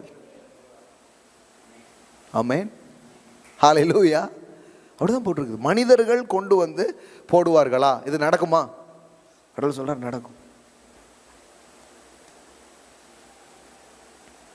யோபுக்கு பார்த்தீங்கன்னா அவனுடைய ரிடம்ஷன் ஆக்ட் அவன் வாழ்க்கையில் நடக்கும் பொழுது அவனுடைய உறவினர்கள் எல்லாம் கோல்டாக கொண்டு வந்து அவங்க கையில் கொடுக்குறாங்க. ஆமென். கடவுளால் கொண்டு வந்து அப்படி செய்ய முடியுங்க. அப்படின்னா என்ன அர்த்தம்னா, எல்லாத்தையுமே, அதாவது கடலும் வேலை செய்யும், காக்காவும் வேலை செய்யும், மீனும் வேலை செய்யும், மனுஷனும் வேலை செய்வான், உனக்காக சகலமும் கிரியை செய்யுங்கிறார். அதான் செய்தியே. எல்லாமே உனக்காக என்ன பண்ண ஆரம்பிக்கும், ஒர்க் பண்ண ஆரம்பிக்கும். நீ யாருங்கிறத புரிஞ்சுக்கோ. ரைட், 2 வசனம் மட்டும்தான் வேகமாக வாசித்துருவோம். ஏசாயா 45:14. எகிப்தின் சம்பாத்தியமும் எத்தியோப்பியாவின் வர்த்தக லாபமும் நெடிய ஆட்களாகிய சபையரின் வர்த்தக லாபமும் உன்னிடத்திற்கு தாண்டி வந்து உன்னுடையதாகும். எப்படி போட்டிருக்கு பாருங்க, உன்னிடத்திற்கு தாண்டி வந்து உன்னுடையதாகும். எல்லாம் சொல்லுங்க, என்னிடத்திற்கு தாண்டி வந்து என்னுடையதாகும். கடவுள் சொல்றாரு, பெரிய பெரிய பிஸ்னஸ், பெரிய பெரிய பிஸ்னஸ்னுடைய லாபங்கள்லாம் இருக்குதுப்பா. ஆனால் உனக்கு நான் வாக்கு பண்ணுறேன், உனக்கு என் அபிஷேகத்தை நான் கொடுக்குறேன். அது உனக்கு எப்படி வேலை செய்யும்னா, அதெல்லாம் எங்கேயோ இருக்கலாம், எத்தனையோ பேர் இடையில இருக்கலாம். கடவுள் சொல்கிறார், அதெல்லாம் தாண்டி உன்னிடத்தில் வந்து உன்னுடையதாக மாறும் அப்படிங்கிற. ஆமென். எல்லாம் சொல்லுங்க, பிஸ்னஸ் உலகம் எனக்கு ரெஸ்பான்ஸ் பண்ணி ஆகணும். ஆமென். எல்லாம் சொல்லுங்க, நான் தேவபுத்திரன், நான் தேவகுமாரன், நான் இளவரசன், நான் ராஜா, சகலமும் எனக்கு ரெஸ்பான்ஸ் பண்ணும். ஆமென். கடல் ரெஸ்பான்ஸ் பண்ணும், காக்கா ரெஸ்பான்ஸ் பண்ணும், மனிதர்கள் ரெஸ்பான்ஸ் பண்ணுவாங்க. தொழில் உலகம் உங்களுக்காக என்ன பண்ண ஆரம்பிக்கும், ரெஸ்பான்ஸ் பண்ண. நம்ம யாருக்கு நடக்காம இருக்கலாங்க. நீங்க 10ஓட 11 உங்களை நினைச்சிக்க கூடாது. அந்த ஸ்பெஷல் ஆள் நான் தான். ஆமென். அந்த நபர் நான் தான் அப்படின்னீங்கன்னா அது உங்களிடமாக வரும், உங்களுடையதாக மாறும். சரி, ஃபைனலாக 2 சாமுவேல் 9 அதிகாரம் எடுங்க. இவ்வளோ நேரம் நான் பேசினதை ஒரே ஸ்டோரியில் கொண்டு வந்து அப்படி முடிச்சிடலாம். 2 சாமுவேல் 9 அதிகாரம். இந்த ஸ்டோரி ரொம்ப அற்புதமான ஸ்டோரி. 13 வசனம் தான் இருக்குது, சிலருக்கு தெரிஞ்சிருக்கலாம். யோனத்தானின் நிமித்தம் என்னால் தயவு பெறத்தக்கவன் எவனாவது சவுலின் வீட்டாரில் இன்னும் மீதியாக இருக்கிறவன் உண்டோ என்று தாவீது கேட்டான். சவுலுக்கு அப்புறம் தாவீது என்ன பண்ணிட்டான், அரியாசனத்துக்கு வந்துட்டான். அவன் ராஜாவாயிட்டான். தாவீது இப்போ அவன் ராஜாவான உடனே மற்ற ராஜா மாதிரி இவன் இல்லை பாருங்களேன்.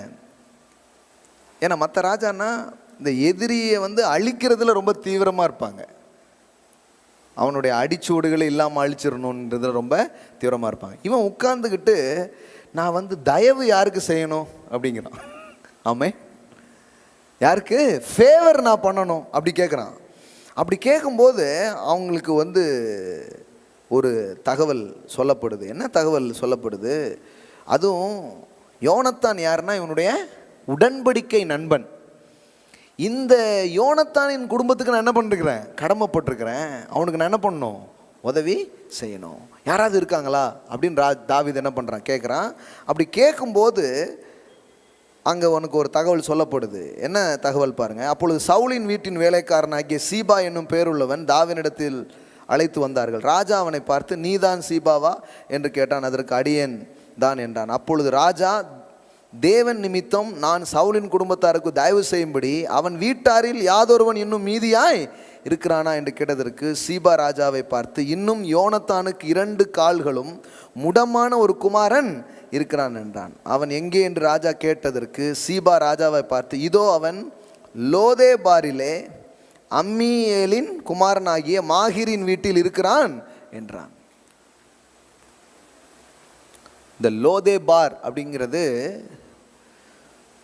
அது வந்து பார்த்தீங்கன்னா த பிளேஸ் ஆஃப் ஒரு ஸ்லம் மாதிரி, ஒரு ஸ்லம்ல அவன் இருக்கிறான். அதுக்கான அர்த்தம் போய் படித்தா ஏதோ ஒரு சாதாரண மக்கள் வாழ்கிற ஒரு இடத்துல அவன் இருக்கிறான். ஆனால் அவன் யார் தெரியுமா, ராஜகுமாரன். எல்லாம் சொல்லுங்கள், ராஜகுமாரன். இது வேற ஒன்றுமே இல்லை. காஸ்பலை அப்படியே இதில் நீங்கள் படிக்க முடியும், சுவிசேஷத்தை அப்படியே இதை பார்க்க முடியும். கடவுள் பாருங்க, இன்னைக்கு சிங்காசனத்தில் வீற்றிருக்கிறார். ஆளுகிறவராக இருக்கிற தேவன் மனுஷனுக்கு தயவு செய்ய அவர் விரும்புகிறார். மனுஷனுக்கு வாழ்வு தர அவர் விரும்புகிறார். மனுஷனை ஆசீர்வதிக்கணும் விரும்புகிறார். மனுஷனுக்கு உதவணும்னு என்ன பண்றாரு, விரும்புகிறார். மனுஷனுக்கு தயவு பாராட்ட தான் அவர் தேடுறார், தலையெடுக்கிறதுக்கு கிடையாது. கடவுளுடைய சிங்காசனத்தில் இன்னைக்கு என்ன யோசிச்சுட்டு இருக்குது, கடவுளுடைய வந்து ஆட்சி அல்லது அவருடைய ராஜ்யத்தின் சிந்தனை என்னவா இருக்குது? இன்னும் யாரெல்லாம் இருக்கா உதவி பெறுவதற்கு, இன்னும் யாரெல்லாம் ஒத்தாசையை பெறதுக்கு. அப்படிதான் தேவன் தேடுறார், விசாரிக்கிறார். ஒவ்வொரு நாளும் உதவியையும் நன்மையும் செய்யும்படியா அவர் இருக்கிறாரு. ஆனா இவங்களுக்கு சின்ன வயசுலயே இந்த அறிவு கொடுக்கப்படலை. தாவீது தயவு செய்வான்கிற எண்ணங்கள் கொடுக்கப்படலை. இவங்களுக்கு என்ன அறிவுனா, அடுத்தால ராஜா வர்றவன் கொண்டு போடுவான்ட்டு சின்ன வயசுலேயே இவனை கொண்டு போகிற வழியில் கீழே போட்டு கால் உடஞ்சி இவனை கொண்டு போய் ஒரு சாதாரண இதில் வளர்க்காங்க. அப்படி வளருகிற அவனுக்கு ஒரு அறிவு, என்ன அறிவு, என்னைக்கும் தாவீது கையில் கிடச்சோம்னா நம்ம செத்தோம். இந்த கால் முடமானது கூட யார் தான் காரணம்? அப்படி ஒரு எண்ணங்களை உள்ள விதைச்சி வச்சு ஒரு லைஃப் ஸ்டைலில் அவன் வாழ்ந்துட்டுருக்கிறான். இப்போ தாவீது அவனை தேடுறான் பாருங்க. தேடி ஆள் அனுப்பி அவனை என்ன பண்ணுறான், கூட்டிகிட்டு வர சொல்கிறான். லோதேபார்லேருந்து கூட்டு வர சொல்கிறான். கடவுள் லோதேபார் வைக்கல, ஹை தர்பார் வச்சிருக்கிறாரு. Hello, Lodebar to high durbar. அவர் உங்களை தர்பாருக்கு அழைக்கிறார். நீங்க லோதேபார்லயே வாழ்ந்தீங்கன்னா எப்படி? இப்போ பாருங்க, இதை படிச்சீங்கன்னா உங்களுக்கு புரியும். ஸ்லம் டாக் மில்லினியர் கதையே இதில் தான் இருக்குது. ஐம் நாட் ஜோக்கிங், அப்படியே உங்களுக்கு காட்டுறேன் பாருங்க. இதுதான் ஸ்லம் டாக் மில்லினியர். என்ன பாருங்க, அப்பொழுது தாவீது ராஜா அவனை லோதேபாரிலிருந்து அம்மியேலின் குமாரனாகிய மாகீரின் வீட்டிலிருந்து அழைப்பித்தான். சவுலின் குமாரனாகிய யோனத்தானின் மகன் மேவி போசேத் தாவீதினிடத்தில் வந்தபோது முகம் குப்புற விழுந்து வணங்கினான். அப்பொழுது தாவீது மேவி போசேத்தே என்றான். அவன் இதோ அடியேன் என்றான். தாவீது அவனை பார்த்து பயப்படாதே. இவனுக்கு முதல்ல என்னன்னா தலை போச்சு, தேடி புரிச்சு கொள்றாங்க, என்னையும் கொல்ல போறாங்க. அந்த பயத்துல தான் நின்றுட்டு இருக்கிறான் ஒரு அரசனுக்கு முன்னாடி. ஆனா அவனுடைய முதல் வார்த்தை என்ன தெரியுமா? நீ பயப்படாதே, உன் தகப்பனாகிய யோனத்தான் நிமித்தம் நான் நிச்சயமாய் உனக்கு தயவு செய்து. இன்னைக்கு மனு வர்க்கத்தை பார்த்து கடவுள் பேசுறதா இருந்தா இதுதான் பேசுறாரு. பயப்படாத, என் குமாரனாகிய இயேசு கிறிஸ்துவின் மூலமாய் ஒரு பெரிய உடன்படிக்கை செய்திருக்கிறேன், உனக்கு நான் தயவு செய்வதான் என் விருப்பமாய் இருக்கிறது. ஆமென். உலகத்துக்கு கடவுள் அதான் சொல்ல, பயப்படாத, உன்னை கொல்றதுக்கா என் குமாரன் அனுப்புனேன், நீ சாகும்படியாகவா அவர் செத்தார். இல்லை, உடன்படிக்கை, நான் உன்னை ஆசீர்வதிக்கும்படி தான் அவரை அனுப்புனேன் அப்படிங்கிறதான் சத்தம். பயப்படாதன்னு சொல்றார், நான் நிச்சயமாய் உனக்கு தயவு செய்து உன் தகப்பனாகிய சவுலின் நிலங்களை எல்லாம் உனக்கு திரும்ப கொடுப்பேன். ஆமென். நீங்க லூஸ் பண்ண லேண்ட் எல்லாம் திரும்ப வருது இயேசுவின் நாமத்தினாலே. ஆமென். நிலங்கள் எல்லாம் வருவதாக இயேசுவின் நாமத்தினாலே. ஆமென். திரும்ப வருவதாக, திரும்ப கொடுப்பேன். நீ என் பந்தியில் நித்தம் அப்பம் புசிப்பாய். நிறைய பேர் கேட்டாங்க, உங்களுடைய டெய்லி டிவோஷனுக்கு என்ன போட்டிருக்கீங்க?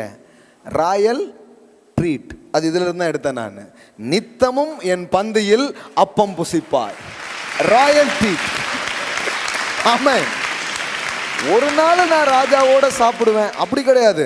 தினமும் ராஜ பந்தியில ராஜாவோடு அமர்ந்து ராஜ போஜனத்தை தினமும் சாப்பிடுகிற வாழ்க்கை.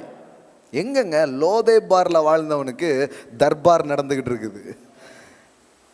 ஆனா அவன் என்ன சொல்றான் பாருங்க, அப்பொழுது அவன் வணங்கி செத்த நாயை போல் இருக்கிறேன். அதான் சொன்ன ஸ்லம் டாக் மில்லினியர். செத்த அவன் சொல், நான் நாய்ங்க, நான் செத்த நாயை போல் இருக்கிறேன், நீர் என்னை நோக்கி பார்க்கிறதற்கு உமது அடியான் எம்மாத்திரம் என்றான். இப்ப பாருங்க என்ன நடக்குது பாருங்க.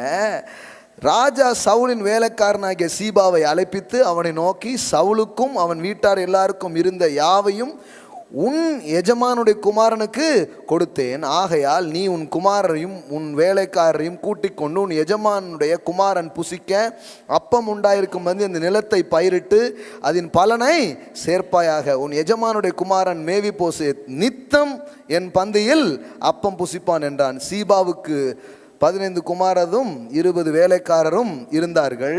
சீபா ராஜாவை நோக்கி, ராஜாவாகிய என் ஆண்டவன் தமது அடியானுக்கு கட்டளிடபடியெல்லாம் உமது அடியானாகிய நான் செய்வேன் என்றான். ராஜகுமாரரில் ஒருவனை போல மேவி போசேத் என் பந்தியில் அசனம் பண்ணுவான் என்று ராஜா சொன்னான். ஹல்லேலூயா. எப்படி பாருங்க, கால் விளங்காதவன், உன்னால் நடக்கக்கூட முடியாது. தாவீதுக்கு எந்த விதத்துலையும் உதவியாக இருப்பானா, ஊழியம் செய்வானாலாம் தெரியாது. ஆனால் தயவு அவனை ஆசீர்வதித்தது. அல்லேலூயா. கடவுள் இன்னைக்கு உங்களை பார்க்கும் பொழுது உங்கள்கிட்ட இருக்கிற குறைவு, முடமானது, அதெல்லாம் பார்க்கல. அவருடைய தயவினால் உங்களை ஆசீர்வதிக்கிறவர், அவருடைய உடன்படிக்கையினால் உங்களை உயர்த்துகிறவர், உங்களுக்கு தயவு செய்கிறவராக அவர் இருக்கிறார். உலகம் சொல்லலாம், அவன் வந்து முடமானவன், அவன் வந்து அவனுக்கிட்ட ஏகப்பட்ட குறைகள் இருக்குது, அவனால் என்ன பண்ண முடியும், அவன் வந்து யாருக்கு என்ன பிரயோஜனம், அவனால் எந்த பயனும் இல்லை. உங்கள் முடமான தன்மையை மனிதர்கள் பார்க்கிறார்கள். ஆனால் தயவும் உடன்படிக்கையும் அதல்ல, உங்களை ராஜகுமாரர்களாக தேவன் பார்க்கிறார், இளவரசர்களாக பார்க்கிறார். You are a king's son. அப்படிதான் நித்தமும் என் பந்தியில் அப்பம் புசிப்பாய். கடவுளுடைய பார்வை இதுதாங்க. இதுதாங்க காஸ்பல். இவ்வளோ நேரம் நான் பேசினேன் பார்த்தீங்களா, அந்த எல்லா சுவிசேஷம் தான் இருக்குது. மனுஷன் கூட கடவுள் இப்படி தான் சம்பாதிக்க விரும்புகிறார். அவன் தன்னை நாயை போல, ஒன்றுமே இல்லைங்க, நான் ஒரு சிலம்பில் கிடக்குறேங்க, நான்லாம் ஒன்றுமே இல்லைன்னு வாழ்ந்துட்டு இருக்கான். ஆனால் அவனுடைய உண்மையான அடையாளம் என்ன தெரியுமா? அவன் ராஜகுமாரன், அவன் இளவரசன், அவன் எல்லா சொத்துகளுக்கும் வாரிசு, பல நிலங்கள் அவனுக்கு சொந்தமாக இருக்கிறது, பல பணிவிடை ஆட்கள் அவனுக்கு வேலை செய்ய காத்திருக்கிறார்கள். ஆமென். இதுதாங்க எக்ஸாக்ட் பிக்சர், இதுதான் நிஜமான பிக்சர். சகல படைப்பும் சேபாவை போல பல பேர் உங்களுக்கு சேவை செய்யும்படியாய் கடவுள் எல்லாத்தையும் வச்சிருக்கிறாரு. நீங்கள் ராஜகுமாரர்கள், இளவரசர்கள், இளவரசிகளாக நீங்கள் இருக்கிறீர்கள். கடவுள் சொல்றாரு, என்னுடைய தயவை நீ புரிஞ்சு பண்ணா, என்னோட உடன்படிக்கை நீ புரிஞ்சு பண்ணா, நித்தமும் என் பந்தியில் அப்பம் புசிப்பா. தினமும் உனக்கு ராஜ வாழ்க்கை, தினமும் உனக்கு ராஜபோஜனம். இது வேறங்க, எவ்வளோ அழகா இருக்குது பாருங்க. நீ என் பந்தியில் நித்தம் அப்பம் புசிப்பாய். ஆமென். எஸ், டெய்லி ஒரு கிங்ஸ் லைஃப், தினமும் ராஜா கூட உட்கார்ந்து வாழ்கிற ஒரு வாழ்க்கை.